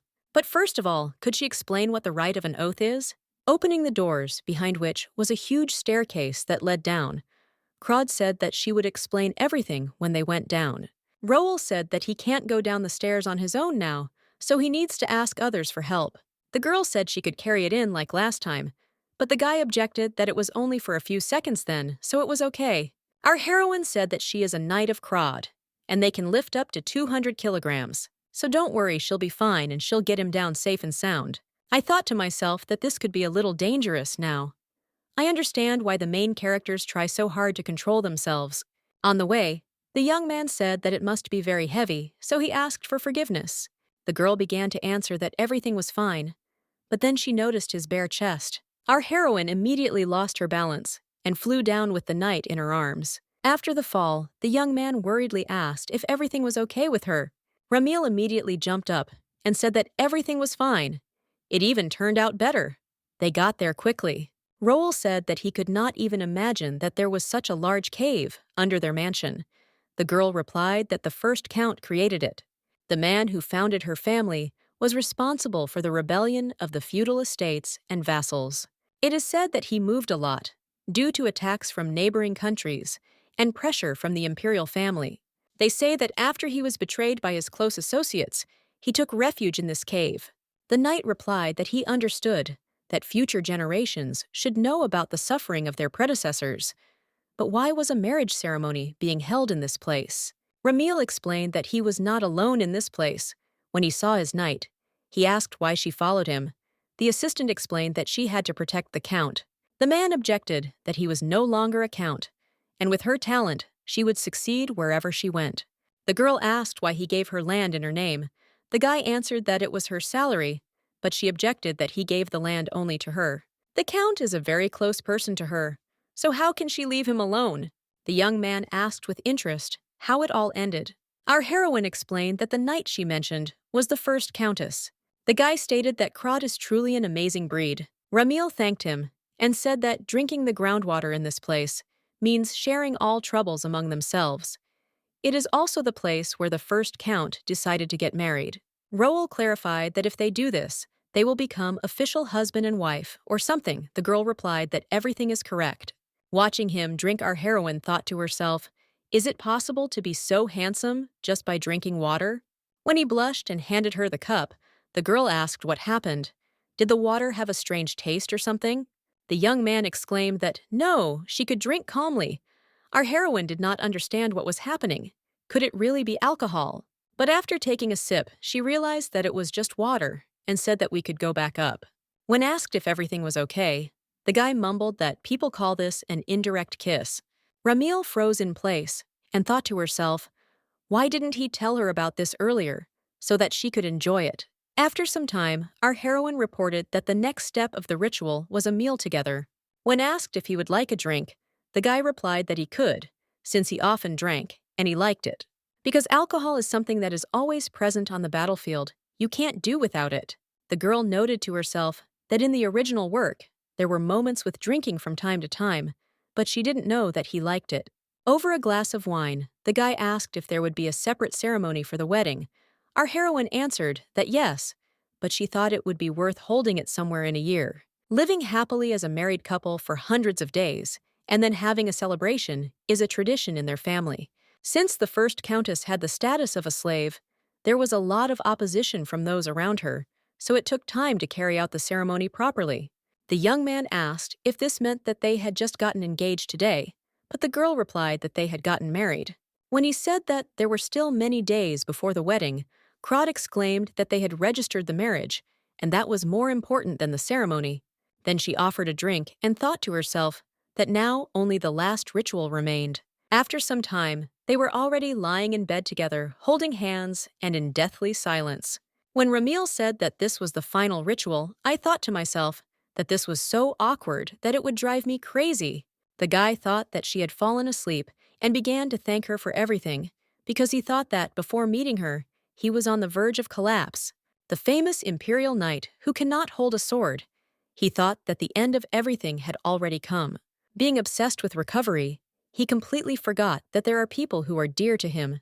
If Lady Ramil had not appeared in time, he would most likely have lost everyone. The young man is very grateful to her for pulling him out of this swamp of misfortune. He doesn't even know how many times he needs to thank her to at least somehow repay her. The girl thought to herself that she could not help but do this for the sake of the man she really liked. Then she turned to him, but saw that he had already fallen asleep, and thought to herself that she looked like an angel. The next day, the maid asked where Mr. Roll was. Our heroine answered that his father had called him.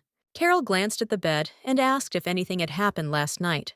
After all, the girl read a lot of pornographic stories the day before the ceremony. Crod was outraged that she read them just like that. How could she even think that this was for the first night?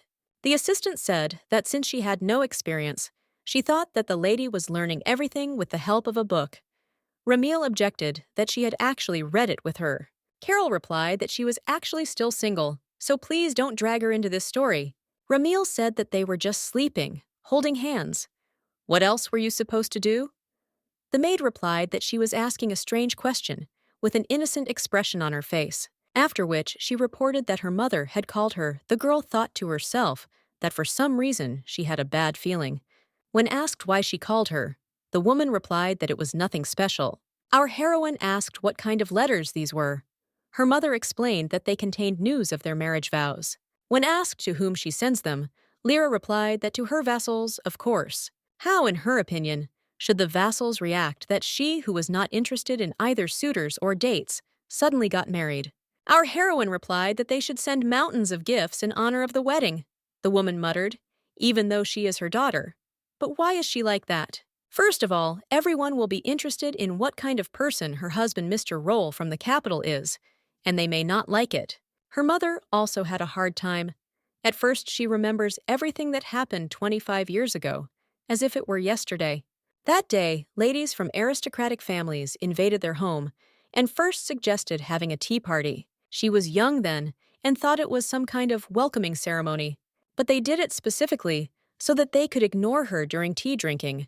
However, her mother is not one to be timid, so she kicked the table, started waving her sword, and everyone immediately fell silent.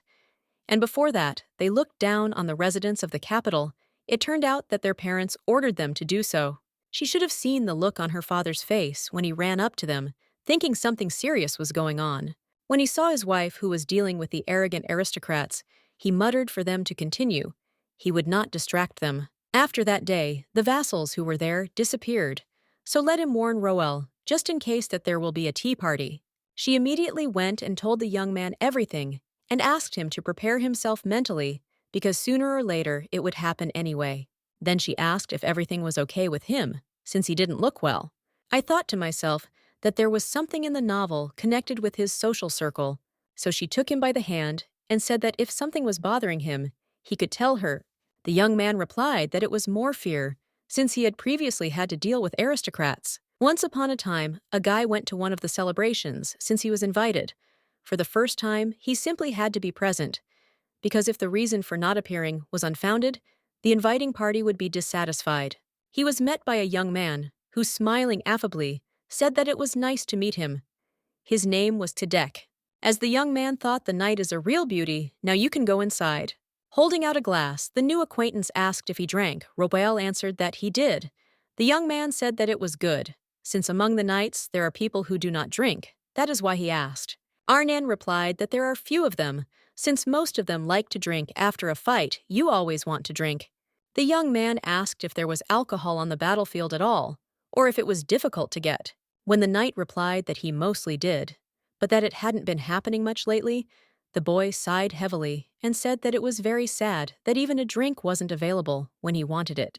People kept coming and coming. Roel thought to himself that they needed to be avoided as much as possible. But suddenly, he was loudly introduced and said that this was the man who brought them victory in the war.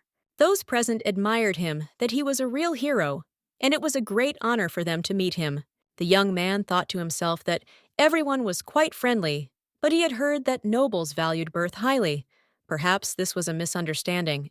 Then a servant came up to Deck and told him something, so the guy immediately said that he had to go away for a while, but he would be back soon. As soon as he left, everyone immediately lost interest in the night, and Arnan decided to go to the terrace to get some fresh air. While he stood on the balcony, he thought about how cool it was outside and why everyone else was drinking so much. Suddenly, Roel heard someone on the floor above asking why he invited the knight centurion at all. Was it some kind of exhibition? One of the boys replied that it was probably just for show, because the count usually liked such things. Another said that shaking the hand of this commoner almost gave him goosebumps. The girl objected that his face was quite cute, but the young man said that what was the point of beauty if there was no basic thing? Perhaps he was a slave, not a commoner, or perhaps even an illegitimate child. Just a minute ago, they were laughing and talking together, but these people turned out to be so hypocritical. Therefore, he decided that it was better to leave, and asked where the count was. The servant answered that he was probably on the left side of the corridor. The knight thought to himself that he would tell him that he was not feeling well, so he would ask him to understand, and he declined. Near the door, he heard Deck shouting why he was being asked to pay for the treatment. The interlocutor objected that he had been wounded trying to protect the count. The young man continued to shout, "How can a knight demand that an aristocrat pay for medical expenses? Because he only has one broken arm, let him tell him that if he sees him again, he will not leave it like that." Arnon did not understand whether this was the same person as before, how he could treat the one who protected him like this. All nobles are absolutely the same, so there is no place for a young man among them. Our heroine thought to herself that this incident was described in the novel, which is why he was so nervous when he first came to Crawd. Then the girl asked, what about her? Was she really the same in his eyes as they were? Arnon replied that he trusted her, because she appeared next to him in difficult times and helped him through. Ramil muttered that it turns out that the gentleman trusts everyone who helps him. The guy objected that that was not what she meant. It was just that, usually, instead of helping someone who was having difficulties, people turned away. The girl thought to herself how many bad people he had met in his life, and replied that he should trust the people she trusts. She sees right through people, so she doesn't let unpleasant people near her, but she thought to herself that some of them are annoying, but most are good. The young man exclaimed that he would do everything possible not to ruin the reputation of her family. Then the knight suddenly pulled his hand back and asked forgiveness for having grabbed it without thinking. The girl thought to herself in disappointment, how can they even increase the progress of the relationship if he doesn't even hold her hand? It seems I'll have to ask the maid for advice again since she knows more about this. After which, she jumped up and said that she had one thing to do with Carol, so she needed to go to her he. The guy decided that she ran away so quickly precisely because he suddenly grabbed her hand. Who would like that? But why did he feel regret when he had to remove his hand? He wanted to continue holding it further. Then the young man came to his senses and began to drive these thoughts away from himself, since there is nothing good in thinking about such things. We need to think about tea drinking at such an event. The main focus is on conversation, and he has absolutely no conversational skills. Will he be able to cope? What if he makes a mistake in front of the guests, or embarrasses himself in some way, for example, by knocking over a cup? Then he remembered the words he had said to the girl, and decided that instead of worrying, it would be better to give it his all. In order to win a battle, you need to know information about the enemy, so you need to find someone who knows about the young ladies among the nobles. Meanwhile, our heroine informed her younger brother that someone was trying to harm Mr. Rowell. This is just a guess, but it is clear that the goal is the fall of Arnan. Sibri asked why she was so suddenly alarmed. Let her be calmer. The girl objected that this was not a joke, but a really dangerous situation. Of course, there will be no threat to their family, but still, she is here to say that they must prepare in advance. The young man wondered who dared to mess with the hero of the empire and try to harm him, but it doesn't really matter because his sister is next to him. A person with incredible talent who instills in others a sense of their own inferiority. A monster that taunts its opponents with a sword slung over its shoulder and achieves victory. Suddenly, the voice of a servant was heard, who announced that Mr. Rowell was asking him for permission to enter. After a positive answer, a young man immediately appeared and asked if he had disturbed him, since he had something to talk to him about. Sibri replied that he had not. After some time, Arnon listened to the stories about all the aristocrats and added to the diary about the last one, Viscount Rian, who is very interested in history. After which he thanked the young man from the bottom of his heart, since this was very useful information for him. The guy replied that it is natural for family members to help each other. Rowell was touched that his wife's younger brother recognized him as a member of his family. The young man added that, to be honest, he did not need to prepare that much, since it was just a public meeting. The knight said that he could not humiliate the dignity of the Crawd family with his mistake. Sibri muttered that his mother had long ago destroyed all doubts. Arnon then thanked him for always taking good care of Irmia. The interlocutor replied that taking care of a baby is a natural skill for the second older brother. Mr. Roll is her first elder brother, so it is natural for the little one to be lower on the list. Therefore, he is the second elder brother. In any case, there is no need to be grateful for this, since he always wanted to have a sister. The guy asked in surprise. But what about Ramil, because she is his sister? The young man became very serious and replied that they were not brother and sister, but complete strangers to each other. Then he realized that he meant that he would like to have a younger one. He wants to feel like a brother. The knight asked what the little girl was doing now, since he had not seen her since he came here. The young man replied that he thought she had just gone to take a nap. Don't little children sleep a lot? Meanwhile, the little girl was rushing around the room and thinking about what she should do. She didn't know who to go with today, because it would soon be time for dinner. Suddenly, a maid came into the bedroom and noted that it seemed the baby had been waiting for her. Has she decided with whom she will dine today? It seems like yesterday she did it with Sibri. Maybe today she will dine with the Count and Madame. After all, Irmia has not yet dined with them, and they are waiting for her most of all. When there was no answer, the woman asked if she was comfortable with them. The girl exclaimed that, of course she was. The girl just thinks that she will irritate them, so it's better to eat alone today. Suddenly, her older brothers appeared and announced that they had come to eat together. The maid objected that they had eaten together yesterday, but the guy replied, so what? The woman replied that then today he could eat with Mr. Roll and with the little lady tomorrow. The young man hissed, in what sense Carol noted to herself that even their faces were the same, like brother and sister. After which she added that the baby would be having dinner with his parents today. The young man replied that it was okay, then the three of them could go together. Upon seeing the boys, the knight asked if something had happened. Sibri said that he needed to tell the parents that they wanted to eat together. Roll started to worry if they were bothering them. The guy replied that, no, because he came too, so nothing would happen. After a short time, a knight appeared and said that the madam had refused her son, and that Arnon and Ermia could come in. The young man was taken aback by this turn of events, and muttered in what sense. Then he immediately came to his senses and said that nothing terrible had happened, and that they should not worry about him and let it pass. When they left, the young man asked if he was not their child, and why they didn't let him in. Meanwhile, our heroine ran to the maid and asked if she had 1 minute for her verse. The woman immediately interrupted her and asked if she had forgotten that Viscount Orme was still present at the estate. The assistant knew that this would happen. He had come yesterday, but their lady had not even honored him with the opportunity to show her face. Our heroine immediately exclaimed that she had plans to visit him today, and abruptly went somewhere, but the maid objected that she was heading in the wrong direction. After a while, she already asked for forgiveness for being distracted by other things and not visiting him for a long time. The man replied that everything was fine because he had spent his time usefully in such a wonderful place. The Viscount bought the goods needed for the research at the market, and it turned out to be larger than the capital. Plus, goods from the beastmen arrive here much faster.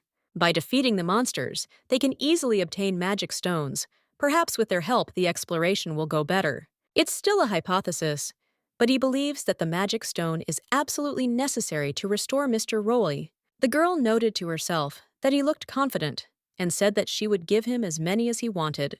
Her family has been making them for a long time, so most likely there is something in the warehouse.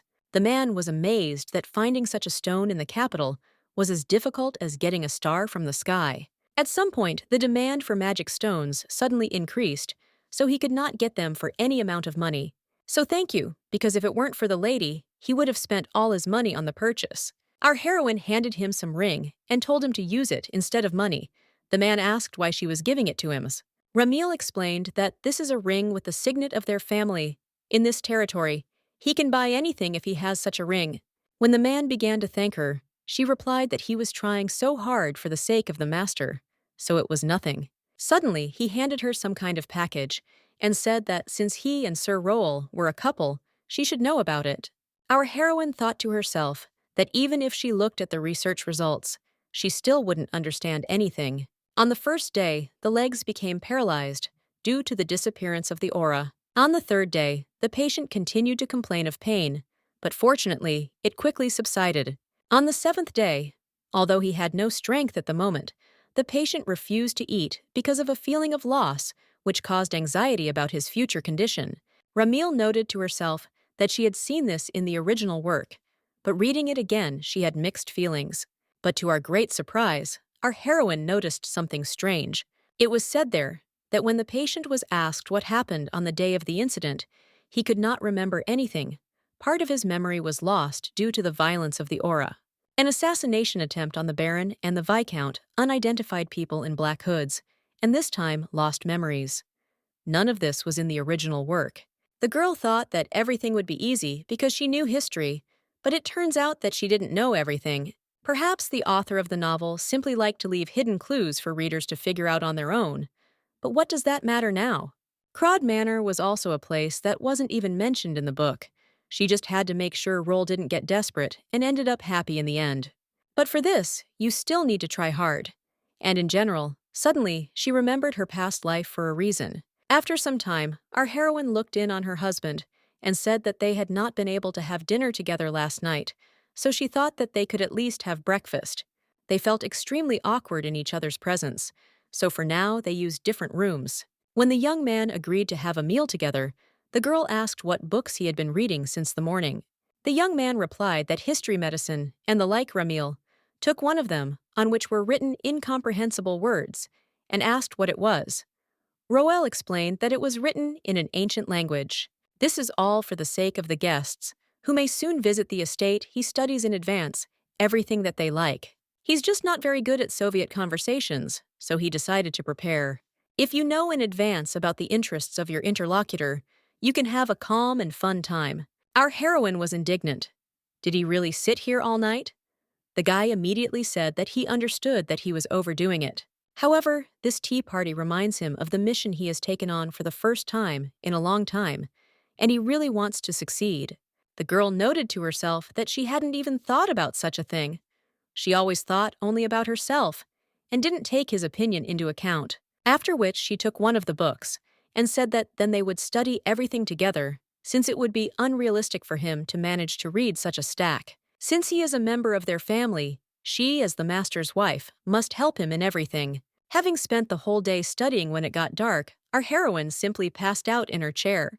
The young man noted to himself that she was clearly tired, so it was time to finish. Suddenly, the girl came to her senses and realized how long she had been sleeping, so that she wouldn't feel awkward. The knight also decided to pretend that he had just woken up. Ramil immediately sighed with relief that she was not the only one. Therefore, she said that, naturally, he didn't sleep all night, so it's understandable why he falls asleep. The young man decided to ask if there was anyone among the aristocrats whom he should be especially wary of. The girl muttered that no one came to mind, but she thought to herself that anyone who started to make fun of him would get a punch in the eye. Meanwhile, some guy was approaching Crod, who was telling himself that he hadn't been there for a long time. The next day, the aristocrats gathered for tea and discussed that they could not even imagine that the lady would get married. At first, it was all perceived as a joke. It was very interesting what kind of person her husband is. Roel started to ride up to them. The guys were delighted, saying that he was a battlefield hero and was making a strong impression on people. He simply dazzles with his beauty. Are there such beautiful people? Then two of them stood up, greeted him, and said that their names were Baman and Tiane. The knight also introduced himself, said that he was Ramil's husband, and that he was pleased to meet them. Then he pointed to the boxes and said that these were small gifts for them, as he wanted to please them. When Baman opened his box, he was delighted that this was the book he had been looking for more than 3 years. Arnon said that he heard that he was interested in medicine, so he prepared this publication on medicine from the Eastern Kingdom. The guy asked in surprise how he managed to get it. The young man replied that he already had it. He just thought that he would need it more. The young man exclaimed that he was sincerely touched that he had been given such a precious thing. Everything seemed to be going well, except for one young man who said nothing, his face standing out from the moment the knight entered the tea party. His name is Carlos Marinam. The guy is very keen on fencing. When Roel said that, he knew what he was into. The guy mumbled something unintelligible and continued to sit silently. The young man asked if perhaps he had done or said something wrong, but Carlos objected that everything was fine. He just felt a little unwell, so he would go out for a walk for a couple of minutes. Arnian thought to himself that he must have been feeling really bad, since he didn't say anything at all. Maybe he should ask for some medicine. Baman said that there was no need to worry so much. He was probably just sick from the journey. But Tian objected that it was hardly connected with seasickness. It must be about Lady Ramil. The friend was immediately indignant that he was saying such a thing, but the guy objected that her husband should know about it.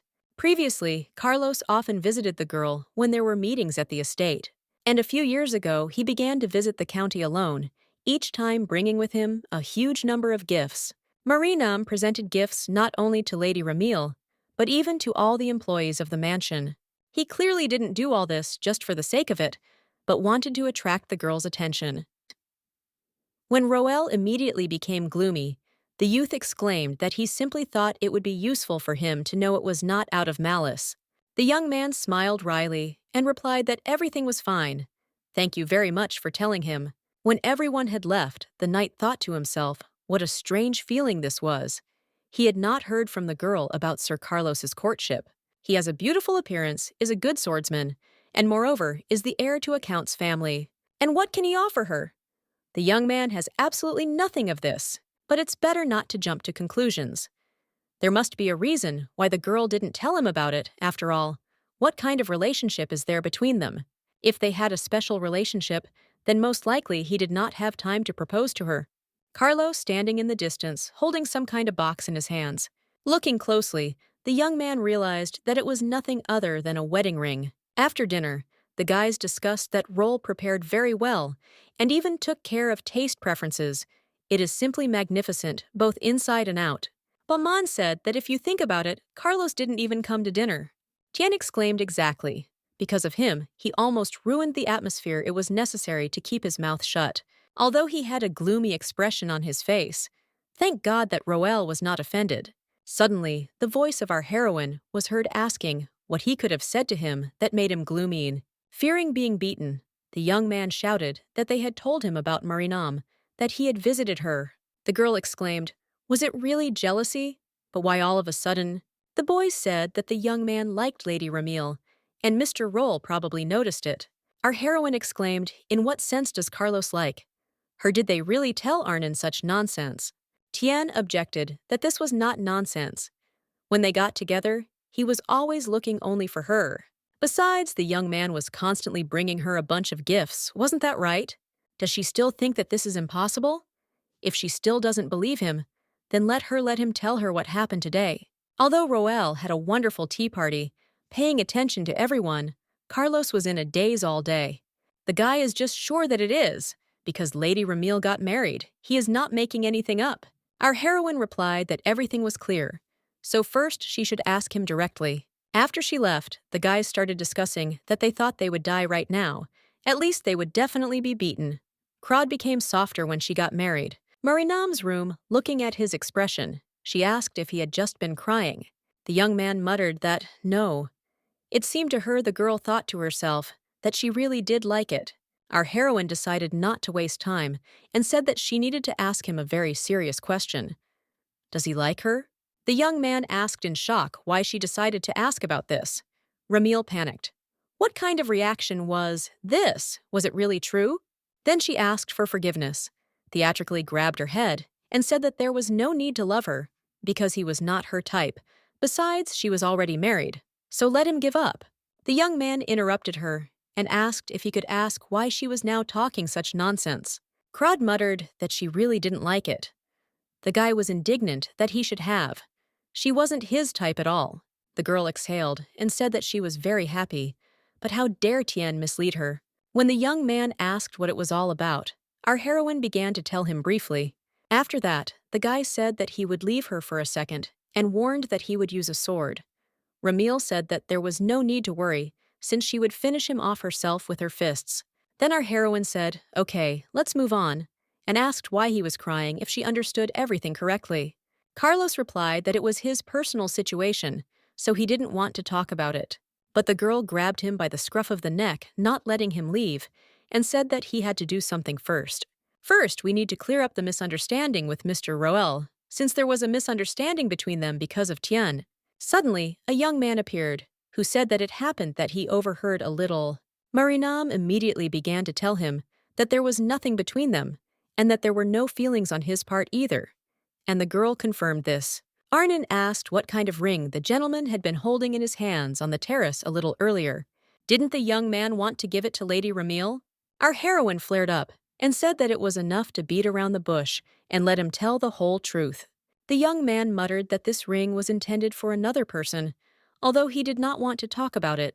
Carlos went away. During tea, he ran into a little girl. She introduced herself as Ramil's younger sister and said that her name was Irmia from the Viscounty Arnon, and asked what happened to him.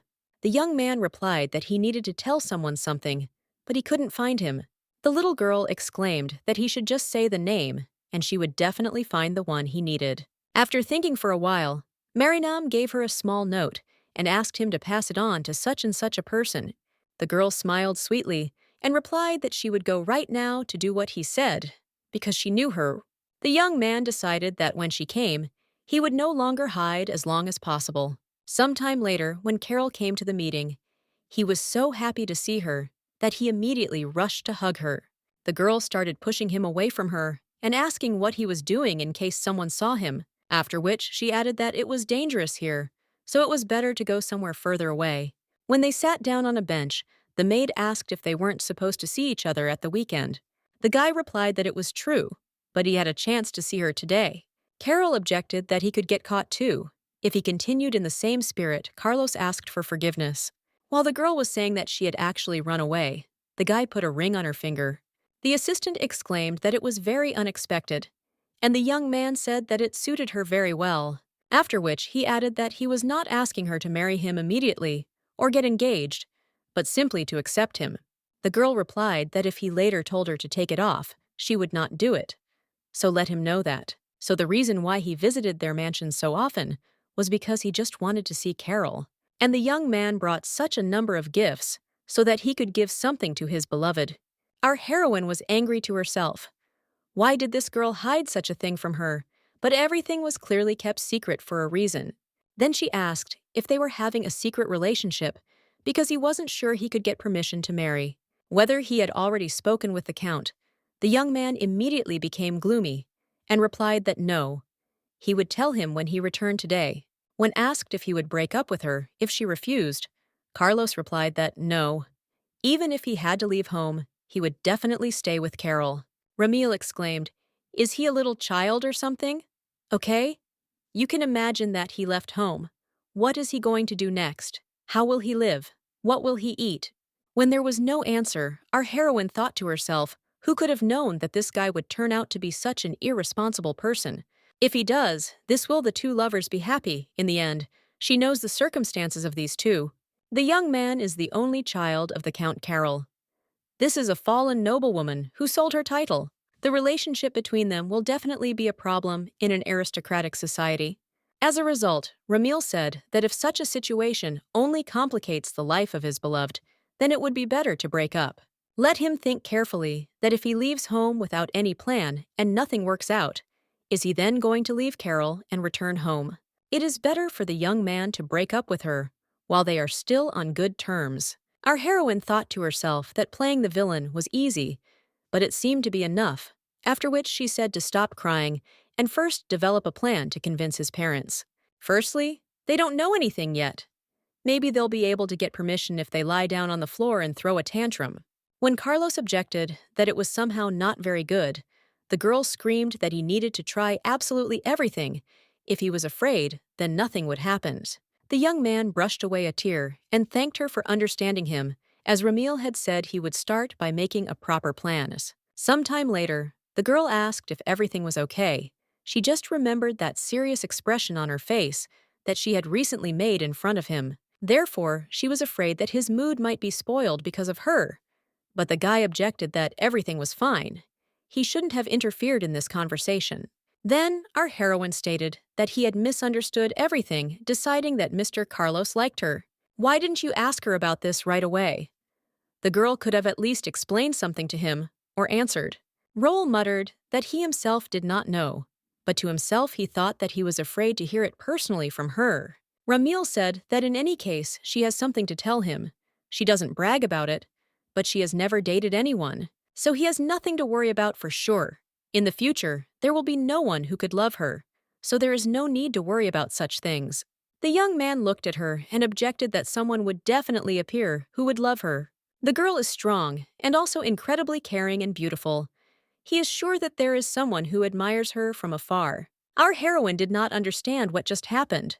Was it really a confession? But the young man himself came to his senses and said that he didn't mean that Ramil thought to herself, that he was simply talking about her strengths, that's all. If another man had said these words, she would have considered it a confession, so she simply thanked him for his kind words. After a short period of time, they were already near the doors of his bedroom. The girl thought to herself that she should have pushed the stroller more slowly, so she thought maybe it's worth asking him to talk a little more. While Arnian thought to himself, if he asked her to come into his room for a while, would she think about something else? Then each of them decided that their companion was clearly tired, and it would be better to meet tomorrow. So the girl said that Roel had been working hard preparing for the tea ceremony, so they would see each other the next day, and her husband did not argue. When morning came, the girl immediately went to his room and saw that the Viscount was already sitting there. The man said that he came because today was the day of the medical examination. Noticing some kind of ball in the young man's hands, Ramil asked what it was. Orm reported that this is an artifact that checks the state of the aura. Our heroine was delighted that this must be medical equipment of the new era. The knight said that it seemed that everything was over, so he returned the device to him.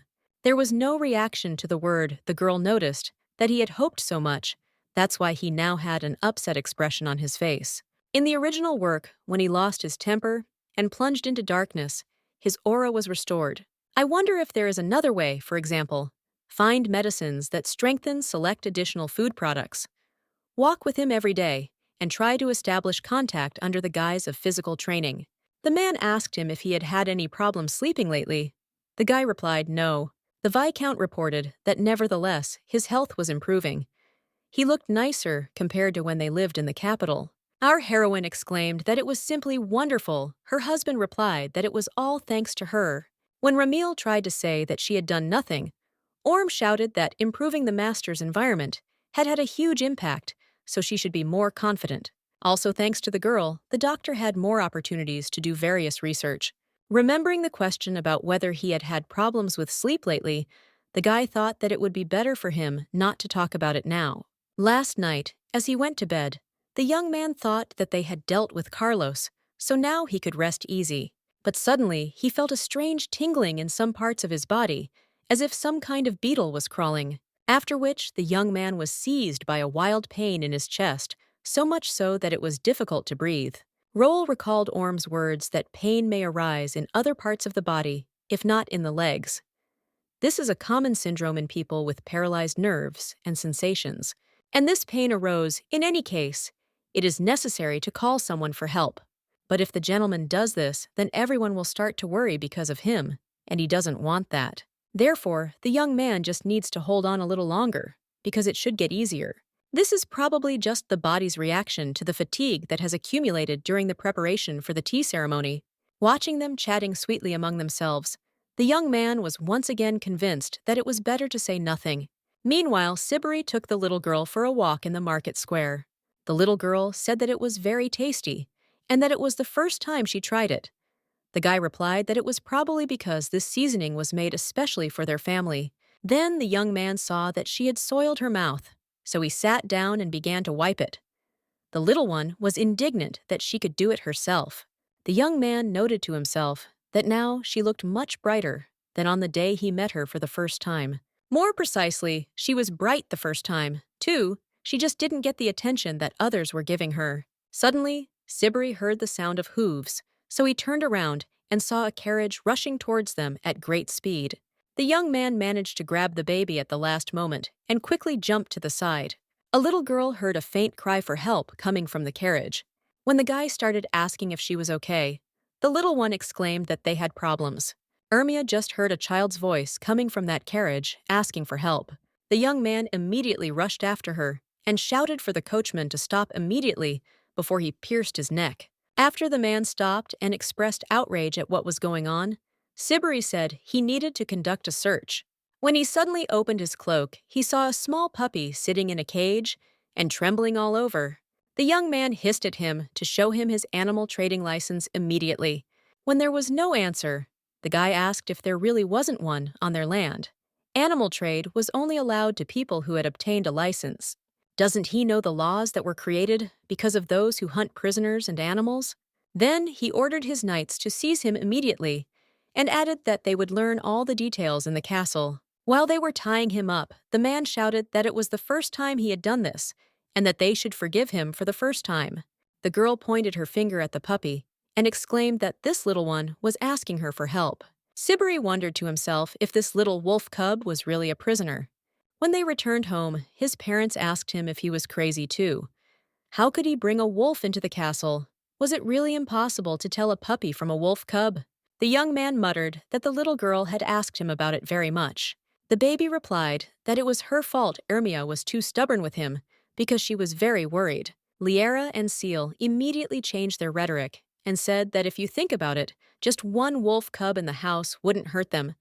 Rescuing lost wolves is also the job of lords. While our heroine was gloating that her little brother was being discredited, Sibiri said that he brought him into the house because he thought he looked like a prisoner. The little girl heard him asking for help.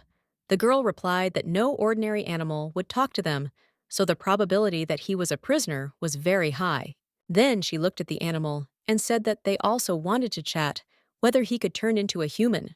When the wolf cub looked at the girl, she said that he had told her to bring him clothes first. After he finally turned into a boy, everyone present noted that the baby was the same age as Ermia. The young man said that he thought he would have ears or a tail. Our heroine immediately had an image of her husband in her head, who had ears on his head and a collar on his neck. Then she realized that she needed to calm down and not imagine such things. Otherwise, her nose would bleed, after which she said that he probably just felt uncomfortable, which is why he was deliberately hiding them. Then she turned to the baby and said that everyone here is very kind, so he can behave as he pleases. The boy immediately began to feel more or less calm, so he relaxed and showed his true appearance. The whole family was stunned by how cute he was, and they started asking what his name was and how old he was. For some reason, the little one didn't talk to them directly, but conveyed everything through the little girl. When Ermia said his name was Ruin, the guy said it was a very cute name. It seems like he fell into the hands of bad people, doesn't it? The boy immediately began to whisper in his ear what had been happening to him lately. The girl was completely horrified by what she heard and asked if this was really true. Then the girl said that he and his family were going to the Cloud Territory, but then they were attacked by monsters and they were separated. When the baby was left completely alone, he was immediately kidnapped. What should he do now? What if he doesn't find his family? Let him not worry, now Ruin is not alone. Our heroine said that first it is necessary to find the beastmen and hand the baby over to the family. But how to find them? The mother turned to the girl and said that it seemed that the child did not trust them, so she wanted to ask her to take care of him. But only with her older brother's permission. Ermia immediately looked at Roll with a pleading look. Please, she really wants to help him find his family, just like her brother saved her in his time. The young man stroked her head and said that, okay, that's exactly what they would do. After some time, our heroine found her husband in the library and noted that she thought he would be there.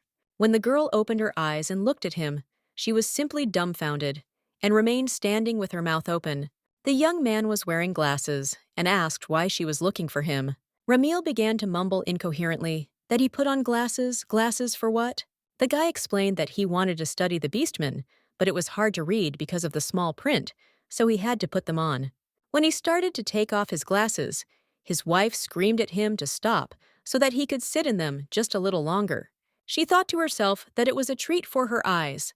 Arnon in glasses is simply delightful. I wish I could take a photo now as a keepsake in honor of such an event, but there is nothing to take photos with in this world. Then she asked if Roll had difficulty getting used to their family. The young man replied that no, they were all very kind to him. Our heroine remembered the words of the maid, who said that before advancing the relationship, you first need to create the necessary atmosphere. How long is she going to wait with the first kiss? If there is no progress, then let her start with a light massage just until they get used to each other's touches, and then let her kiss. That's why I started saying that he should think carefully. It's probably very difficult for him now. The guy was probably so tired, and Ramil was so stupid that she didn't even notice it. The young man tried to object that it wasn't so, but she didn't listen to him. And she continued to say that there was no need to worry and no need to lie, either since she understood everything, so she would help him relax. Then our heroine began to stretch her hands towards him and say that now he would enjoy her massage. Roll protested that everything was fine, but the girl told him to stop since she was a masseuse approved by her mother, after which she abruptly lowered her hands onto his shoulders and began to massage him, asking him how he liked it. The young man liked it so much that he felt uncomfortable, so he replied that it really was amazing. He thought to himself that the girl's intentions were pure, but why did he feel awkward? Ramil thought that he was so calm. Did he really not feel anything? Because she was doing everything as the maid advised. Suddenly, the guy turned to her and asked her to stop. It would be better to stop there. And in general, he forgot that he needed to visit his sister. After which, the young man began to quickly drive away in a carriage, and our heroine did not understand what had happened. Then she had a moment of complete disappointment because she had just been rejected. Would she really be able to kiss him even in old age? Before going to bed, the guy thought that he should practice suppressing dirty thoughts. Suddenly, he began to feel the same pain as a few days ago. What is it because today he is not so tired? The young man understood that he could just fall out of bed, and suddenly Ramil would come in and see this. Suddenly, the young man realized that he was able to move his legs. The legs were clearly moving, so why can't I repeat this? Apparently it's all in vain. The next morning, the girl walked down the corridor and thought that they should have breakfast together today. Our heroine's morning fantasies became unbridled. She told her husband that he had crumbs left near his mouth. But it's okay. He can use it as a vacuum cleaner so that people don't see it. A mosaic was imposed. The girl will show how Ramil differs from the one who was yesterday. Suddenly, she ran into the Viscount and asked if there had been an inspection today. The man was clearly hiding something and answered vaguely that the gentleman had simply called him for a minute on one matter and all that. Orm was accidentally hiding something from her. Her gaze made the man feel uneasy, so he said that he gave up and suggested going to the laboratory. After some time, the girl screamed how he could hide her husband's illness from her. He was her comrade, but disappointed her. The Viscount explained that he had asked the gentleman to tell her, but he had replied that it was difficult to look at something that only brought trouble. If his condition continues to deteriorate, then please let him hide it from them. Therefore, how could the doctor refuse him? She herself understands that this is impossible. Orm really wanted to tell her everything, but only when he made the medicine. The man who is working on this very thing, having learned of Roll's condition, was going to finish it as soon as possible and tell Crod everything. Our heroine noted to herself that the cauldron smelled so bad that it was simply fatal. When asked what effect it had, the Viscount replied that it would help restore the aura. Then she asked if such a medicine really existed. The man replied that yes, it is often used on the battlefield. This is the distinctive effect of the potion on the aura of the Northern Knights. However, this potion used by the Northerners has a side effect. The girl flared up what other side effect jokes aside. Let him tell her everything, looking straight into her eyes. The Viscount panicked and said that the medicine he had prepared had no side effects. The man is sure of this, because he excluded from the medicine the herbs that the Northerners use, replacing them with theirs. Since the ingredients are replaced, everything should be fine, but the value of the medicine is 100 times more expensive. Our heroine told him not to worry about money and do everything right, after which she asked if Roll would be better after him. Orm replied that he doesn't think there will be immediate results, but there is a possibility that the treatment will only improve. In fact, he wanted to start preparing it when they were still in the capital, but the budget was limited and did not allow for such an opportunity. Although he came to the conclusion that there should be no side effects, the fact remains, so it would be good to test it. The girl asked sternly, meaning to test the man. Immediately shouted that he knew he was being impudent. He tried it himself several times, and there were no side effects, but he has no aura, only fatigue, as if by magic. Ramil realized that he needed the owner of the aura. The Viscount replied that, yes, they would probably know the result in a month. Our heroine immediately replied that she was in business, so let him give her the medicine. If a man drank it and everything was fine, then everything should be fine with her too. Orm immediately shouted that it was time to begin the experiment. He wanted to see the result of his labors as soon as possible. Crod noted to herself that it looked disgusting and was impossible to drink, which made her confidence sink, but she wasn't. When she muttered that it tasted like vomit, the man exclaimed that if the medicine was bitter, it was good quality. While the girl was whining that she was dying, Orm said that most likely, after this, there would be no changes. Well, if something goes wrong, let her tell him. Ramil whispered that she needed candy to kill this bitterness. When he added that he was expecting her tomorrow for the second stage of testing, the girl asked that perhaps he should involve someone else in this experience. Meanwhile, Seal asked why she was looking at the sky if something had happened. Lyra replied that it had just been clear, but suddenly, lightning had struck. A week later, our heroine was pushing a trolley with a potion and snacks, and the maid said that there was more snack than medicine. The girl replied that her husband needed a lot of the mixture, so she took care of it. Carol asked if she had left any candy for others. Ramil replied that the young man was her family, that was more important to him. Now the assistant exclaimed that her words sent shivers down her spine.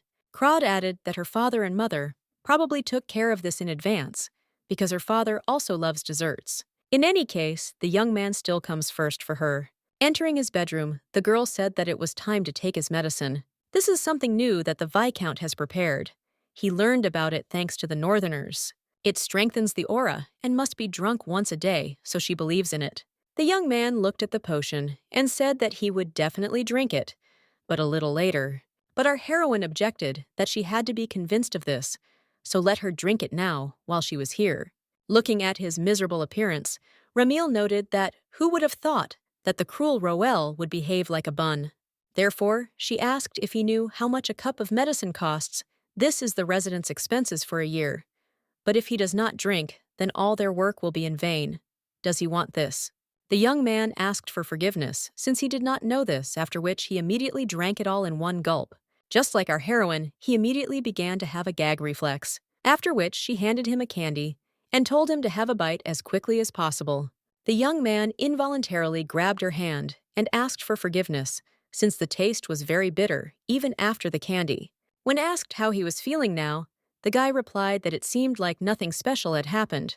When the girl exhaled and said it was good, Roel asked if she had taken the medicine. Our heroine replied that the test was completed a week ago, but more people were needed for the testing.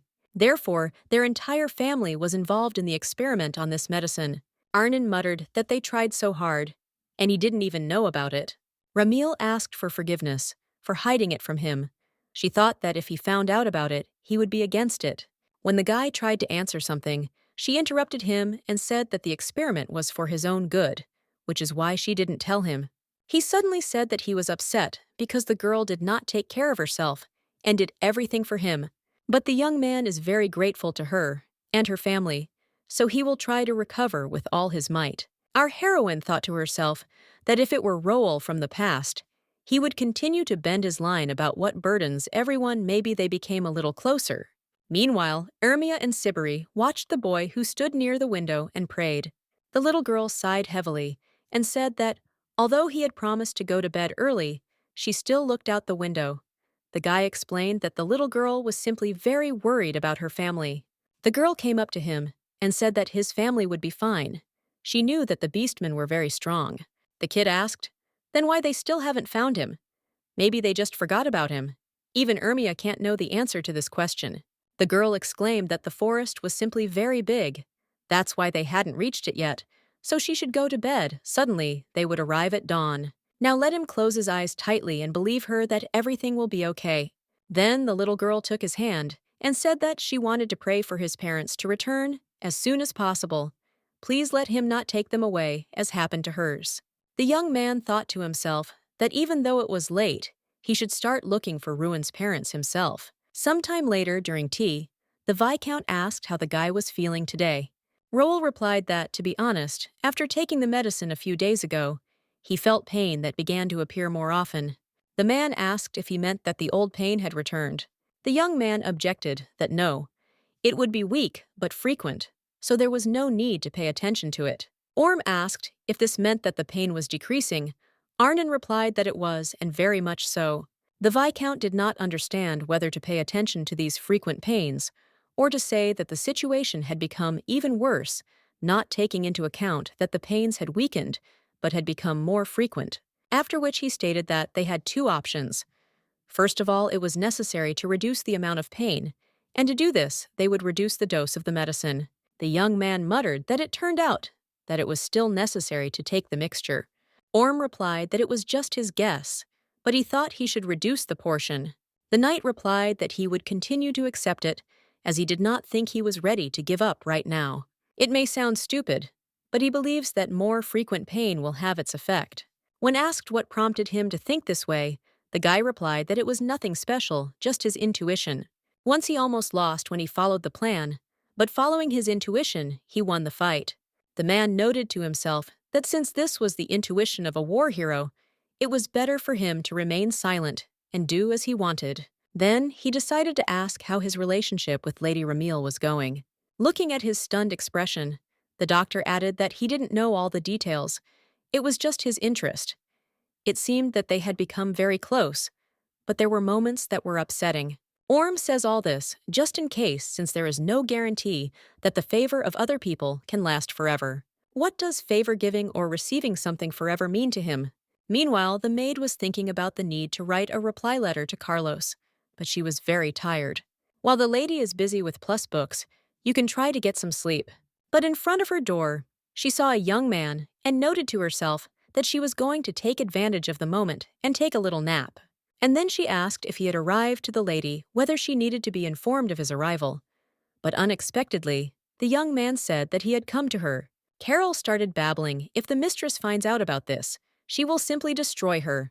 No matter how handsome he is, he shouldn't do this. She doesn't want to die without getting married, so there's no need for this. Roel asked what she was talking about, secret meetings of lovers or something. The assistant realized that she had said something wrong, so she said she was joking and asked him to pretend that she had not said anything. The young man replied that he didn't really understand anything anyway, but in general, he came to ask something about Ramil. The young man would like to know what she likes, because he wants to give her a gift. The girl exhaled that he came to talk about her and began to say that what our heroine likes is definitely sexual. But she stopped abruptly and did not finish the word. Then she began to panic inside, so she automatically began to talk about something like that. If she tells him what a perverted nature she has, then as soon as the mistress finds out about it, she will immediately bury her behind the mansions. But what does she really like? Crod is definitely good at wielding a sword, which means she loves weapons. She is indifferent to jewelry, because whenever she asked her what she wanted to wear, the girl answered that she didn't care. But she will clearly like everything that the young man gives her, because it is not the content that is important, but who the gift is from. That's why she answered that the girl would be delighted with any gift that Roel would give her. The main thing is not the content, but that it is given from the heart. Let him imagine that the lady is giving him a gift so that he will then feel it. The young man immediately thanked her for the advice and said that it was worth thinking carefully about this issue. Before he had gone far, the maid called out that she thought a gift made with her own hands would carry more weight. What was sincerely done by himself, Arnon replied that he was not very good at that, but he would try. Roel wanted to tell her what the gift would be, how she would now survive until next week. After some time, the young man noted that as he thought it was easier to work in silence, the girl handed him the key to her office and said that he could use it as much as he wanted. Thanks to Ramil, the knight now has a personal space where no one bothers him. Then, he decided that it was already late, so no one would come, and he took out a handkerchief on which he embroidered the name of our heroine. The young man really hopes that this will make the girl at least a little happier. Meanwhile, Sibri was combing the forest with his assistants. One of them said that it was already the third day of searching, and there was still no progress. The guy replied that, be that as it may, in the village of Beastmen, they would be able to find out something. Then the young man said that they had finally reached their destination. The young man muttered that he had met many of them, but this was the first time he had seen their settlement. Without thinking twice, Sibri simply jumped down to avoid looking for a way around. The boys shouted that no matter how urgent the matter was, how could he have abandoned them at all? How exactly were they supposed to get down now? The young man rolled his eyes and replied that he could do it on his own. How else? When he knocked on one of the doors, it was opened by a girl who asked what had happened. After she saw the man, she was taken aback that he had appeared in their village. The guy said that he was looking for someone, so he wanted to ask for help. Had she by any chance seen a gray werewolf recently? Yes. A local resident replied that she had seen two of them a couple of days ago. They had definitely come to their settlement. The young man asked what brought them here, if she knew where they were. Now the girl replied that it seemed they said that they were looking for their son. The werewolves said that they had fought monsters, but then their child suddenly disappeared. Sibri noted to himself that Ruin had told exactly the same story. When asked if she knew where they were going, a local resident said that it seemed to be to the northwest. The guy muttered that this place was simply teeming with otherworldly creatures. The girl said that they tried to dissuade them from going there, but the guys insisted that their son had definitely fallen into the clutches of monsters, and the young man thanked her for her help.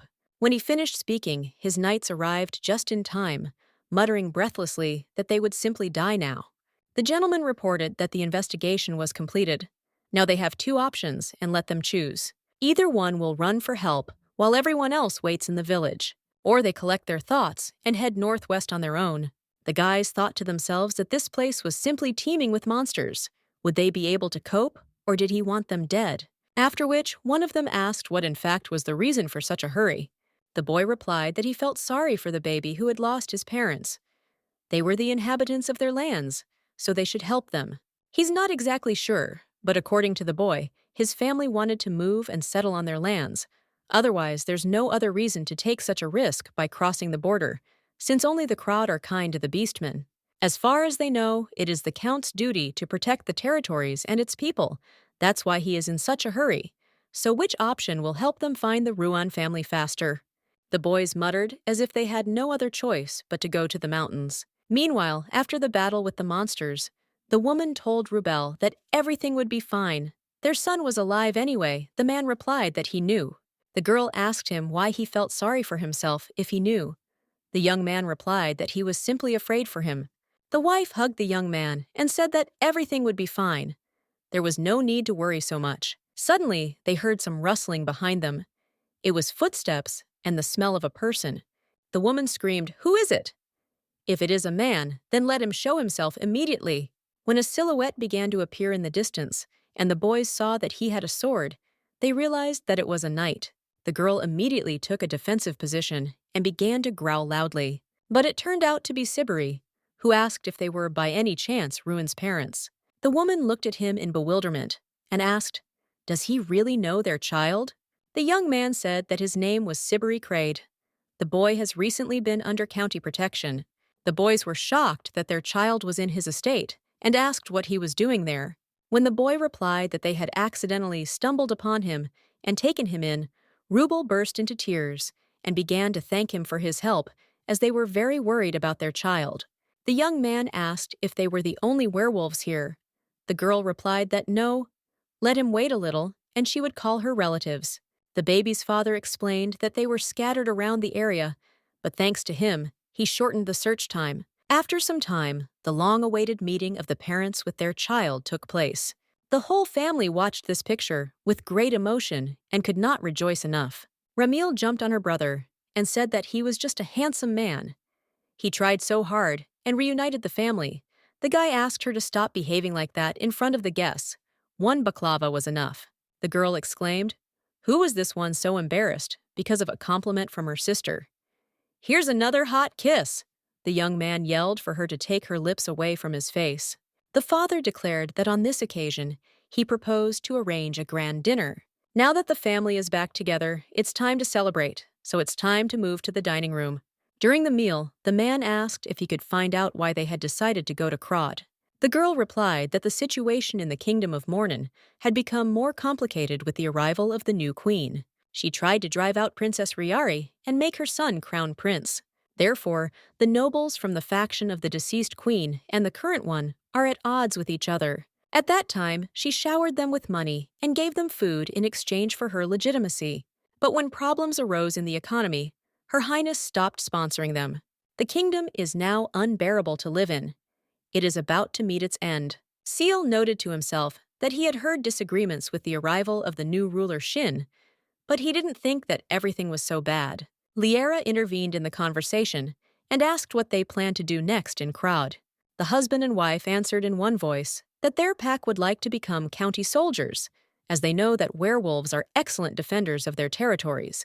If they are provided with food, the boys will not give the enemy a chance to set foot on their lands. They are extremely loyal and they have no home. The man replied that the offer did not seem so bad. The woman supported him and said that after the meal, they would find them a place on the border. After this, Rubel turned to his son and said that they would soon be leaving the castle, so let him say goodbye to everyone in advance. The girl took his hand and exclaimed that she was very glad that he had finally found his family. The baby turned to her and asked if Ermia would go with him to the border. Our heroine thought to herself, "Wow, what a romantic drama is blossoming right before our eyes." When the little one replied that she couldn't go anywhere because her home was here, Ruin said that he would stay then too. His mother asked him not to act like a little boy. Ramil thought to herself that she had completely forgotten that he was the same age as Ermia. When she was little, she also did not want to leave Carol's house. Suddenly, the young man turned to her and asked if there was any way to leave them. He did not think separation would be good for the children. Our heroine thought to herself that this was a great chance to score points, after which she raised her hand and addressed her father as, "Dear Count." The man was frightened by this kind of address and asked her to speak normally. When our heroine asked if there was any reason at all for them to leave the castle, the werewolf muttered that usually no one wants to live with beast men. The woman said that there was no need to worry, their subjects were not like that. They all lived in harmony with the beastmen. Rubiel said that of course he heard that the Crod family treats them well, but not to that extent. After which they were asked, since they wanted to become the Count's soldiers, how about defending the castle? Let him try living here for a month first, because they still won't find a better solution, so as not to upset the children. When the werewolves answered that they agreed, Ramil muttered that they had made the right decision, but to herself, she thought that the problem was solved. Would Ermia like this? Then she looked at the little ones who were very happy and were discussing among themselves how great everything had turned out, and she was convinced that everything was fine. A little later, Lyra asked her husband if he was going to go to bed at all. The man replied that later, as he was a little busy. The woman decided to get up and see for herself what Seal had been sitting and looking at the map for so long. Perhaps he wanted to expand his territory. The Count said that there was a small piece of land between the kingdom of Mornon and Crod. For some reason, he suddenly wanted to take possession of it. The wolf said that the soldiers on the border stopped receiving their salaries. If there is chaos inside, then there is chaos outside too, which means these lands can be easily acquired. Lyra asked if he was going to go into battle right now. Her husband replied that, of course not. The woman looked at him sternly and asked if he was lying. Seal exclaimed that no, first he needed to restore his son-in-law's health. The wife replied that that was it, so he should finish it and go rest. Meanwhile, Lady Riari was informed that Her Majesty the Queen was waiting for the girl in the garden, so she should hurry. When the princess asked for help combing her hair, the maid slammed the door and left. On the way, the girl thought that no one in this estate listens to her or obeys her. After Piari entered the greenhouse, the queen immediately hissed that she was late, but let her meet the Princess of the Empire, Antonia. The girl greeted her, but did not understand at all why she was there. Behind her stood only one knight who was dressed rather simply. It turns out that she secretly visits Marnon, but why? The queen ordered her to go to the table and sit on the sofa next to her, after which she said that she probably doesn't know why she was called here. The woman wants Riri to go somewhere. Antonia immediately intervened in the conversation and asked if she knew Count Crod. At this time in the county, the Viscount happily announced that he had created a new aura meter. Ramil asked how it differed from the old one. The man explained that the old one could only measure aura above percent, but this baby measures values below. Our heroine thought to herself that if this time he didn't count even a drop of Roll's aura, then her sweet bun would be very upset. Orm said that the principle of its operation is exactly the same, so let him just relax and hold it in his hand. Crod understood that not only she was really looking forward to the result, but the young man too, so she was very worried. Suddenly, the man said that it was enough. Unfortunately, there was no good news yet. Our heroine was indignant. Why is he judging by just one measurement? We need to try again. While they were talking to each other, the ball in the young man's hand began to glow brightly. The man was delighted that his device had worked after all, and now it was time to sum it up. Mr. Roel does have an aura, which means that rehabilitation is possible, and his recovery in fact is also possible. But this does not mean that he can get up and walk right now. Unfortunately, first it is necessary to go through several stages of treatment. It is best to combine rehabilitation with exercises, so he will quickly feel that the body is returning to normal. Pain may appear. The young man noted to himself that what he had experienced several times already meant that his body was getting better. The Viscount reported that at the moment, they had three possible scenarios. The first is a complete restoration of the aura, and the ability to move on their feet, the most ideal option for them. The second is to restore the aura by only 50%, in which case he will still be able to walk, but he will need something like a cane. The third is the minimum aura recovery rate. Arnon will be able to move his legs but not walk. The guy began to think that maybe he would be able to restore his nerve endings and he would be able to walk independently. Our heroine took him by the hand and said that no matter what the outcome, she would still stay by his side, so he shouldn't worry.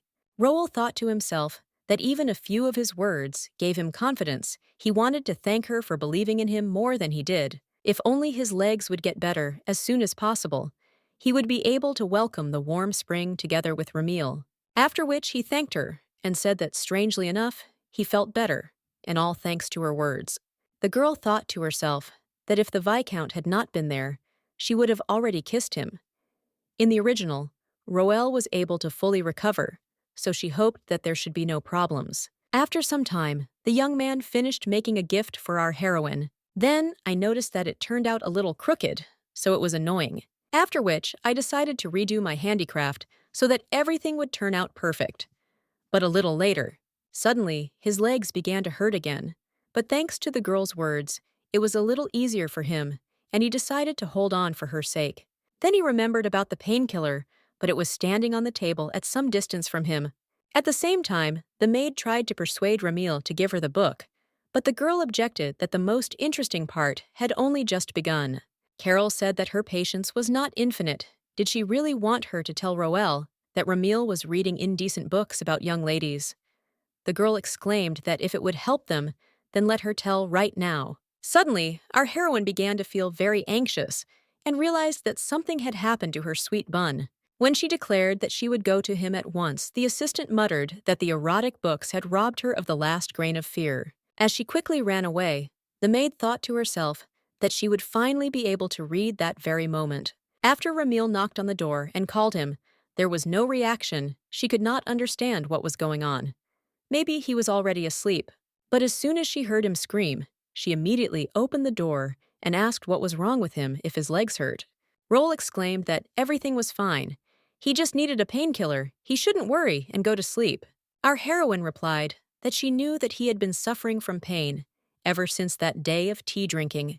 Arnon is obviously deliberately hiding this from her, and Viscount Orm, isn't he? Ramil understands his feelings and that he doesn't want her to worry. But as she said earlier, they are a couple, so there should be no secrets between them. If he hides something from her again, Crod will be very angry. The young man replied that he understood everything and would no longer hide anything from her. Suddenly, the young man said that he wanted to give her something. Would she accept it from him? It was the first time the young man had done this, so it didn't turn out so, but he would like to give her this gift. Roel received something from her every now and then, but never gave anything in return. Since he cannot go outside freely, this is the only thing he can give her. Let him forgive her for not being such a good gift. The girl thought to herself that the fabric was so soft and the color was so beautiful, it even had her name embroidered on it. How could a surprise be bad? When the young man added that he had also done the embroidery himself, Ramil burst into tears, saying that it was the best surprise, and the guy tried to calm her down. When she wiped her snot with her sleeve, the young man told her to use a handkerchief. But how could she use it because it was made by her beloved, the most precious gift in the whole wide world? As soon as Ramil wakes up tomorrow, she will immediately start building a showroom for the gifts from Arnon. However, due to the cruel refusal of Liera and Seal, her grand plan became just a dream. Time flew by very quickly, But fortunately, Roel's rehabilitation was bearing fruit. The young man had already managed to cross the bridge in 32 seconds. The girl said that he walked much faster than last week. The guy objected that it was only by 6 seconds. Our heroine noted to herself that his hands were shaking, which meant he was overtired, and he looked tired. Then she began to wipe the sweat from his face and think about the drops sliding down his pale neck, and such a strange, seductive atmosphere. Perhaps this is the perfect moment for the first kiss sent by God. Unexpectedly, the young man himself took her hand and began to reach for her lips. But the moment was ruined, as the gate suddenly swung open and the guy happily announced that they were back. When they saw the guys in a strange pose, they wondered what was going on. The girl hissed that she actually warned him that he needed to wait until they finished training. To correct the awkward situation, our heroine exclaimed that she was glad to see them and asked how they were doing. At the sight of Roel, Fidel burst into tears and muttered that he had never thought that his condition would improve so much. Ramil thought to herself, I wonder if she looked the same when she cried, or differently. After which she asked, where are Garen and Girin? Anyway, she ordered them to return. Have they really lost all fear? The young man reported that the two had gone north. They said that a war would soon begin there, and there was an opportunity to make a profit. The girl muttered that of course war was not scary to them. The guy replied that the guys said that there was nothing scarier than Lady Ramil. Sometime later, the man told the Viscount that he had not expected Sir Roel to recover so quickly. He is not an expert in medicine, but he knows that damaged nerves are very difficult to restore. Didn't Orm say when he returned to the capital that the treatment would not be easy at all? The doctor replied that this is indeed the case. The most important factor in recovery is the patient's will. At first, he still had enthusiasm and optimism, but gradually his hopes began to fade. When he came one day to measure his aura, Roel turned into an empty vessel, and from some point on, he stopped talking about the future altogether. The young man believed that he was a burden. He had a lot of debt, and marriage was only a dream. No woman would be happy with him. The man asked if he meant to say that it was all a matter of desire. The doctor replied that desire alone was not enough. In truth, there is one theory he is pondering. The young man just needs to laugh more. Orm believes that a person's aura is filled with positive emotions. Sometime later, the little girl was telling us that she had been studying imperial political dynamics with the Count this week, and our heroine thought to herself that she was definitely a genius for taking such difficult lessons. The little one added that she was even praised and treated to sweets that were prepared according to the chef's personal recipes. When Ramil asked if the lessons were too difficult, Ermia exclaimed that not at all, she wanted to learn everything as quickly as possible, and besides, she was being taken very well care of. The guy stroked her head and said that she was a great girl, but he thought to himself that when they lived in the capital, he was very inattentive. The girl could have learned everything long ago. They were very lucky to get into the Craid family. The sister noticed that Roel was keeping his eyes on Ramil and said that they had a lot of questions, so she and the boy would go and let them eat together, after which she grabbed the baby by the hand and began to pull him out of the room, telling him to move. The knight noted that they had a great passion for learning the girl was reborn, which did not seem like Ruin had it either. The young man stood up and said that in that case, it was worth listening to Ermia and going to eat. On the way, our heroine said that everything seemed so strange. Arnon clarified what exactly. The girl replied that when they first met, he turned her down. Who would have thought that everything would turn out like this? The young man immediately said that he was very sorry, but Ramil objected that there was no need to apologize. If he had immediately agreed, she would have felt awkward. The main thing is that everything ended well, because that's the most important thing. The young man replied that he sometimes wondered what would have happened if he had never accepted the offer. Crod thought to herself that if this had not happened, the family that Roel cared for, as well as himself, would have disappeared from the pages of this world. As in the original story, Arnon would have lost his mansion and would have been left on the streets. The boy wandered the streets in search of the Viscount, who suddenly disappeared. He finally found him, but the man was dead, and after that, the young man found himself at the very bottom. Then, after about 6 months, winter will come in which his little sister will remain forever. But she said out loud that even if he had not met her, everything would have been fine. The young man replied that he believed that he would not be as happy as he was at the moment. After which, Roll came to his senses and said that it was time to finally go and eat. On the way, the guys discussed that they would then continue their rehabilitation. Meanwhile, the Viscount grabbed his head and said that the research had reached a dead end. The assistant did not understand what the problem was, because Arnon had already started walking. Orm explained that in order to be completely cured, it is necessary to use the magic stone correctly. The guy asked if he really thought they were useful in medicine, since in fact they were dangerous for people. Doesn't the doctor know that they are only good for creating artifacts? The Viscount reported that he had found records of the purification of magical stones.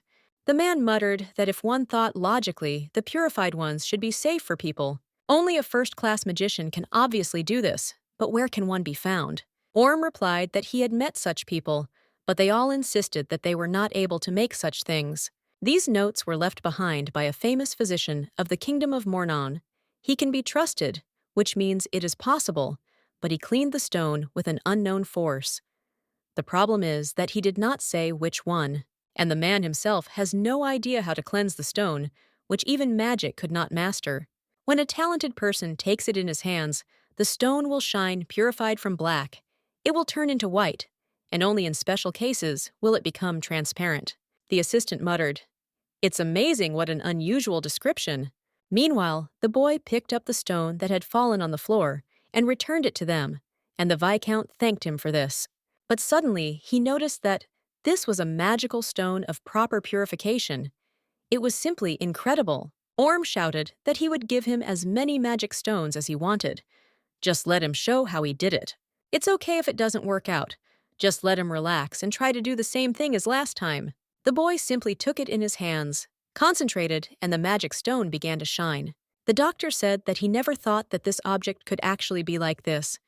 It really did turn white. The assistant praised him and said that, finally, a holiday had come on their street. The man, however, became hysterical due to nerves and joy, so he simply laughed out loud. The young man looked into their office and said that it was already dinner time, and they were still busy with something there. But a strange picture appeared before his eyes.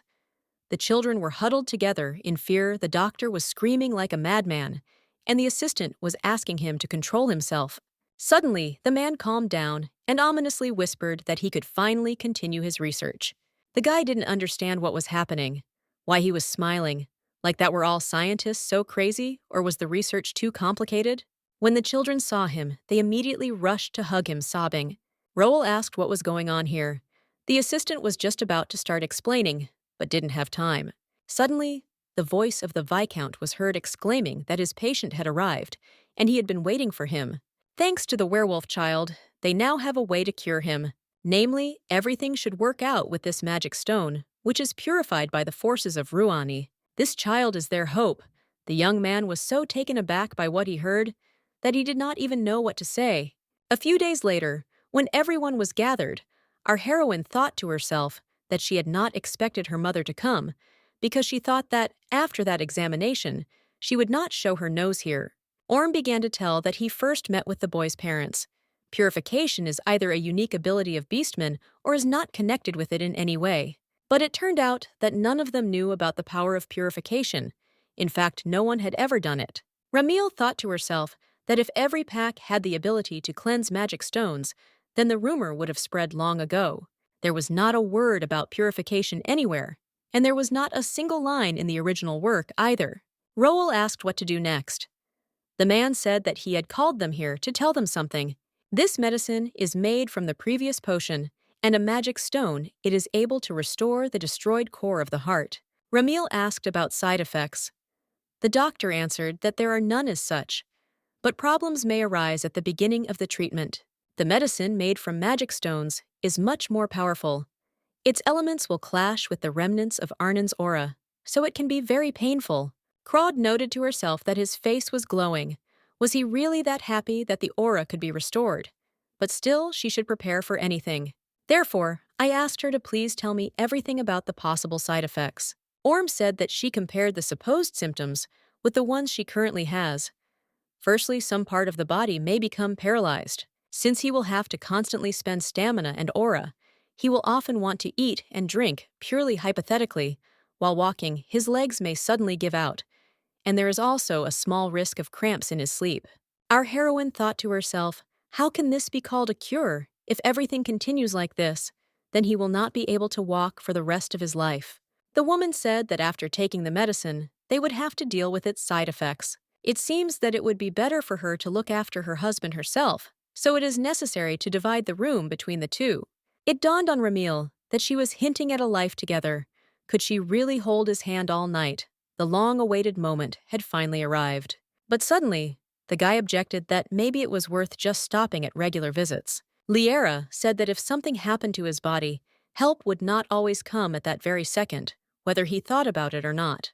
The young man muttered that it seemed to him that all this would be useless. Our heroine looked at him and told him to be honest.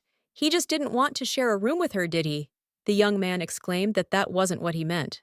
He is simply very ashamed to show his weak sides, Ramil. The girl was touched by this, and she asked if he had forgotten what Krod had told him last time. They can show each other their weak sides because they are a couple and there should be no secrets between them.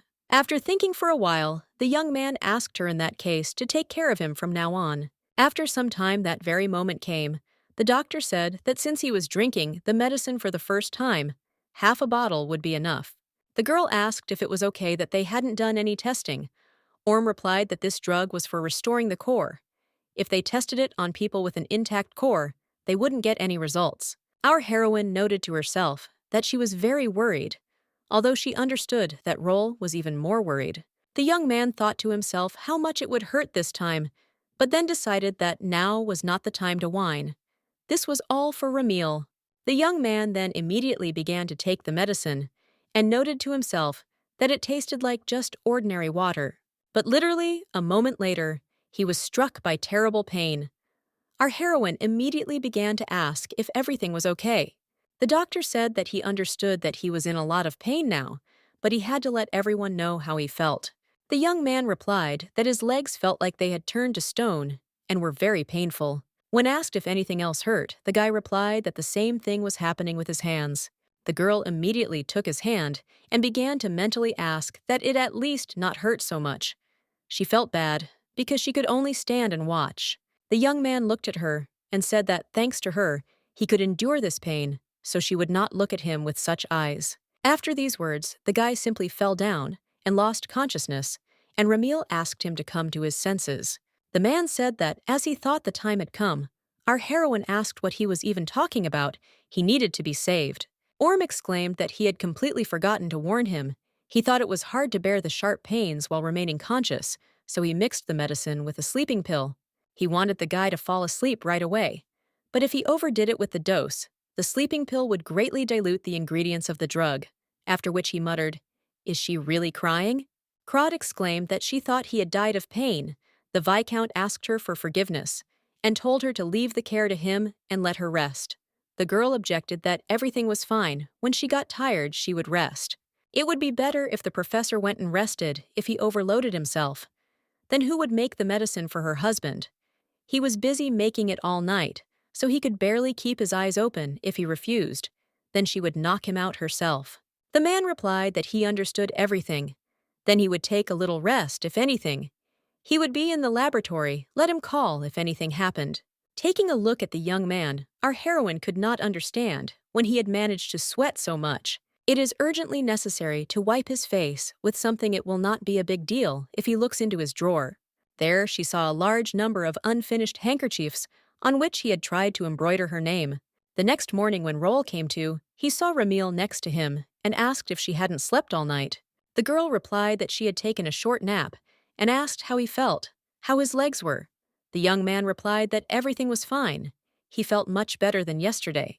As for the core, she can't say anything for sure, yet Krod thought maybe half a bottle wasn't enough. After which, she said that it was unrealistic to recover at once. If she constantly takes the medicine, she will quickly recover. She needs to leave for a short time on business and will return around lunchtime. Watching her go, the guy thought that he hoped she hadn't overdone it. After our heroine came to her room, she immediately fell onto the bed and told the maid that she would take a little nap and that she should wake her up for dinners. When Carol asked if she had really decided to go to bed in the middle of the day again, Ramil replied that she had actually not closed her eyes all night and had been monitoring Arnon's condition. The assistant asked if he would think it was weird. Since they were now sharing a room, Crod replied that he was worried that she hadn't slept, so she had to lie and convince him otherwise. The maid asked why she didn't just tell the truth. She always hides everything, the girl objected, that it was immediately obvious that Carol doesn't think about her feelings. Then she asked if she remembered the play, The White Flower Growing in the Temple, which Ramil had recently gone to the assistant, answered that, of course, since she had gone to the production without her. The girl continued that at that time, she thought that she would be able to care for a sick person like the main character. But now she understands that reality is completely different. It is quite difficult to watch a young man endure pain while hiding it from his wife. Now it would be better to rest, although perhaps he felt uncomfortable in her presence. I wish it would all be over when she wakes up. Ramil really hopes that it will be. 3 weeks have passed since then, and there has been no effect. At this rate, he may stop walking altogether. His condition is worse than it was. The girl's brother came up to her and told her not to wander around the mansion, but to go to her room, since at such moments it was pitiful to look at her. Our heroine got furious and screamed that he was annoying her, and that he shouldn't touch her at all, after which she tried to hit her. When she finally succeeded, the young man exclaimed that it actually hurt him. Why was she waving her fists? Ramil asked him for forgiveness. When leaving, the guy thought that she was sick, and Crod thought to herself that she was feeling really bad, so she was taking it out on everyone. The young man's first sad memory was in childhood. The man asked where the boy was from. The knight explained that he lost his parents during the evacuation of residents. The interlocutor said that he could not be left alone, so they would take him with them. He will stay with them until his parents show up. Food is not free, so let him give him a job.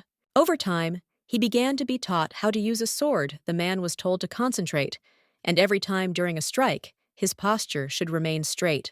Then he added that when the war was over, they would head to the capital. Would he like to go with them? Talent like his is something that needs to be looked for, so he shouldn't worry. He won't be abandoned.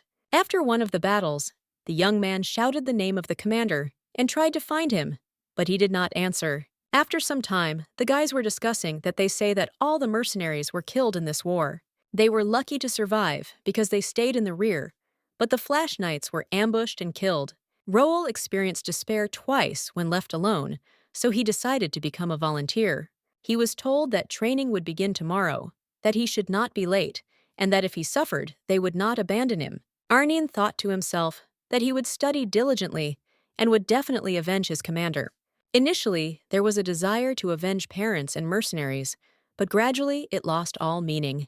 The young man has already destroyed countless numbers of enemies. One day, they brought a baby to him and told him that she was the only survivor. What to do? Starting with Ermia, who found herself in a similar situation as he began to have more and more dear people, and life began to flow in full swing. Thus, the young man had a reason to live and fight, protecting his loved ones. But suddenly, everything collapsed when the boy lost the ability to walk. They expressed great gratitude to him for his work, but said that Roel could no longer be the commander of the knights now. So he decided to return home and thought that maybe God simply hated him and really wanted to drive him to despair. Arnin prayed and admitted that he was a sinner, since his hands were covered in blood up to the elbows. It was okay if he couldn't hold a sword, but let him wake up from this nightmare. In order for the guy to be able to protect the people close to him, he begs to be given a ray of hope. Then Roel came to his senses and realized that it was all a dream. Seeing a girl next to him, he thought that she was having such a hard time because of him. When the young man decided that he needed to put her in bed, he realized that he could walk. It dawned on the young man that the experiment had been successful, and now the aura was with him again. Ramil, who woke up, asked if this was reality or if she was still sleeping. Examining himself, the guy replied that he also wanted to know whether this was a dream or reality. Our heroine immediately pinched her cheek and screamed in pain, saying that this was definitely not a dream. So her husband is getting better. After all, the guy replied that, yes, he really doesn't know if he's completely cured. The girl was very happy, rushed to hug him, and congratulate him on this, but to herself, she thought how long she had waited for this day. Roel thanked her and said that it was all his wife's merit, but she objected that there was no need to thank her because it was everyone's merit. The young man added that he would have to undergo a full examination, but it seemed that his arms and legs were fine. Our heroine exclaimed that she would then quickly run for the Viscount. Suddenly, the boys simultaneously thought that if things were going well, then it meant that they would return to their rooms again. After the survey, the man realized that he was doing much better than he thought, after which he said that there seemed to be nothing special, so he thought that the inspection was enough for today. The girl asked what she should do if her husband felt much better. Should she return to her room or what? The doctor replied that this was only the first day of recovery, so he could not be left alone yet. Our heroine asked whether she needed to remain a nanny for now. Orm replied that yes, as long as they were together, there was nothing to be afraid of, and he personally hoped that she would continue to do so in the future. Our heroine turned to Roel and said that since the doctor said so, there was nothing to be done. The girl understands that he is uncomfortable, but health should still come first. I thought to myself that this was just great. Ramil deserved it, thanks to her hard work, day after day. Meanwhile, her father was asking what exactly was happening in the kingdom of Mornon. The interlocutor replied that now is the time to create peace because the queen wants it. Narvaya had put down a great rebellion and brought their country to peace, so he came to tell of it. This woman from an unknown kingdom overthrew the princess who opposed her and came to power despite opposition and resistance. Therefore, it is very doubtful that she really froze and then asked what they wanted.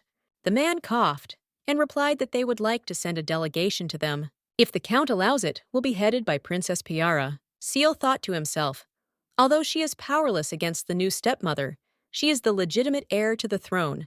Apparently, under the pretext of the delegation, they just want to get rid of her. What exactly are they planning? There seems to be someone there who has some serious brains. The situation is getting dangerous. Meanwhile, Garen and Garen watched the mercenaries who were dragging the coffins. The guy asked his brother how many precious stones Ramil would give them. For this information, the friend replied that what other precious stones does. He really think that she will accept them with open arms and start listening. Although the Black Hoods are conducting a strange experiment on corpses, they don't have many magic stones. However, one of the HUD Corps leaders is currently being held captive, so more information is needed. Then they decided that it was necessary to report this to the lady urgently, but they forgot which way to go. On the way, the princess wondered whether she would be able to look good at all as a representative of Mornon. The queen declared that if Pyrrha performed well as an ambassador of peace to the Crowd family, she would recognize her. The girl thought that it was not worth it at all. She would just like a stable and calm life. Suddenly, the carriage stopped abruptly, and Her Highness did not understand what was happening. The knight said that they were planning to have a snack before crossing the border. Could she please wait a little? When the princess replied that it was okay, the guy said that he would bring her food right away. Piara thought that she was a little excited to leave this hellish place. Maybe she should take a walk and look around before lunch. The girl did not understand why there was no one around. Perhaps they decided to start with hunting and then cook what they caught. It's strange, but they are the same people who don't like hunting, and suddenly I found them by chance. The boys discussed that they were going to kill her first. They would add a sleeping pill to her dish, and while she was sleeping, they should make sure that she died properly. It dawned on the princess why she had been sent as a representative to the county of Crod. Pierre, like a fool, was happy that she left that place, but they won't let her go so easily. What should she do now? The only person who can help her is her uncle. But even if they escape, they are already far from the west. Will she really have to die here now? One of the youths said that all the risks must be taken into account. Another objected, wasn't the plan to kill the princess as soon as they crossed the border? The interlocutor replied that he should change. He heard that the Crod family sent knights to the border to meet Piara. They would have to deal with her a little earlier. The girl realized that if she crossed the border, she would be able to survive. She really didn't want to die. After some time, they started running around looking for her and shouting that it was already lunchtime and that she should come out right now. Where did this girl disappear to? She's hiding now like a rat.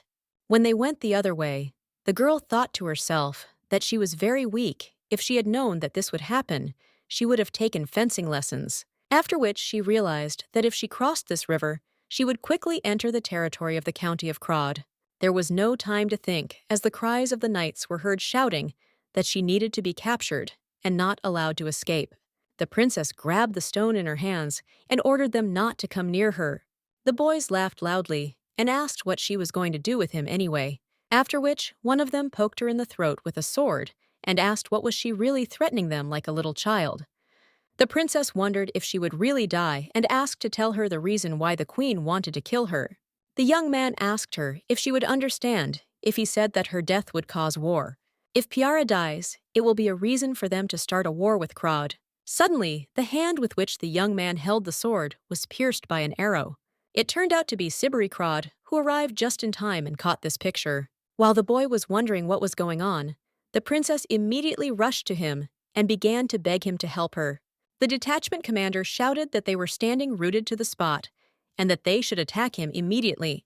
The young man threw a cloak over the girl and told her to stand aside, after which he turned to the knights and stated that they were from the kingdom of Mornon. How can they call themselves that, not observing the knightly code and having no sense of duty?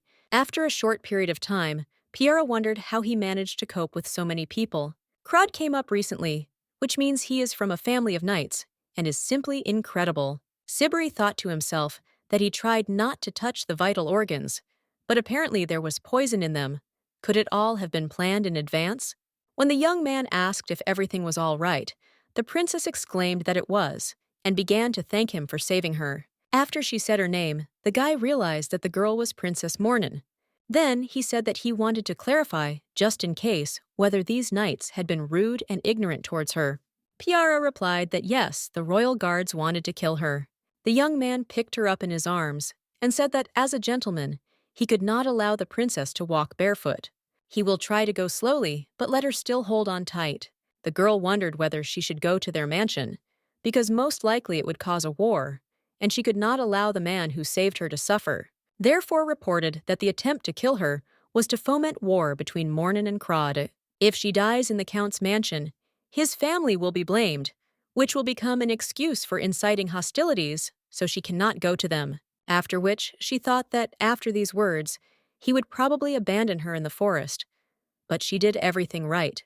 But suddenly, the young man said that he had assumed that their plan was such, because killing one's princess could not be done just like that. Piara exclaimed if he knew that the girl was the cause of the war, then why didn't he leave her? The guy replied, if she dies, will that solve the problem? The princess muttered that she could simply hide somewhere in the empire. Sibri replied that it was ridiculous, and nothing more if she hid. Did she really think that the kingdom would remain silent about the fact that a princess had disappeared on the border? Their family would have been caught in the crossfire anyway. Piara said that perhaps she should go back. Then the guy replied that he could clearly see a killer waiting for her at the border. Let him come to terms with the fact that he cannot return to the kingdom. The enemy's plan succeeded from the moment the princess left the palace. I thought to myself that the situation is now very difficult. The girl cannot hide or go back. No matter which option is chosen, the outcome will be the same: death. So he said that the reason he is taking her to the mansion is not because of pity or hopelessness. It is simply more profitable for them for the princess to remain alive than for her to die. Piera thought that she didn't know what benefit she would bring them, but if she could help them in any way, she would do so. When they arrived at the tent city, the guy immediately said that he needed help. This is the princess of the Mornon kingdom. Due to some circumstances, she is injured, so let Kiara take her to the barracks and help her. The girl asked what was required of her. The young man said to just take care of her, feed her, and let her have a good rest. The princess wanted to return his cloak to him, but Sibri objected that it was quite chilly at night, so let him keep it. Let Piara not think about what happened today, but just go and rest. Meanwhile, Roll did not understand why he still had a feeling of thirst. It disappeared only when Ramil was nearby. Just holding hands wasn't enough. He liked watching her sleep. The young man was very afraid of losing his happiness, as he had done before. Mother said that she agreed with his letter. The welcoming meeting was cancelled. What happened? The princess intervened in the conversation and asked to be allowed to explain everything. Our heroine watched all this from the second floor and did not understand who she was. When Pyra explained exactly how the queen planned to start the war, Seal muttered that the plan was quite crazy. Lyra said that she understood the whole situation, so let her rest, and then they will consider this issue. Ramil stated that Mornon were suicides, and that there was nothing like that in the original work. The princess does not look like a villain, and is very sad. She resembles a prisoner who has escaped from prison. The young man looked exactly the same, before he came to their family. It is very risky to leave her alone. It is impossible to come to her and offer friendship directly, so we need to think of something else. And in general, only Roel was worthy of this. After which, it dawned on our heroine that children were the best strategy. The next day, the maid came to see her and said that she had done everything as the lady had asked. When the little ones came to her and asked to read a book, their cuteness struck her. Ramil noted that no matter how depressed you are, these guys will cheer you up in a split second. Carol added that the princess doesn't seem like a villain. She's quite kind, sweet, and humble, unlike some. But nevertheless, the girl kept looking at the floor and behaved rather timidly. Our heroine said that she heard that there was a political struggle in her kingdom. Apparently, Piara was to blame for it. It is difficult to get rid of depressive thoughts, but it is easier to make others think differently. Since she was so tired that she couldn't eat and her head was a complete mess, then training was the best remedy. The maid objected that it was very rude of her to make the princess sweat, but the girl objected that fencing was a method of self-defense, which is why she wanted to offer her to take up training. After some time, Siberi said that they had not seen her for a long time. The girl agreed. After this, there was an awkward silence. The guy did not know where to start the conversation, and the princess thought about what brought him to her. Then he asked how she was doing in the count's mansion. The girl replied that everyone was very friendly to her. The food was very tasty, and there were beautiful views all around, and the children were absolutely cute. The kids constantly entertained her and tried to feed her, so they are the charm of this mansion. When she asked why the young man had come, he asked her if she had ever taken fencing lessons, and how about learning it for self-defense. Let the princess think carefully, because the training will not be easy. The girl replied that everything was fine, and that she was asking him to teach her fencing.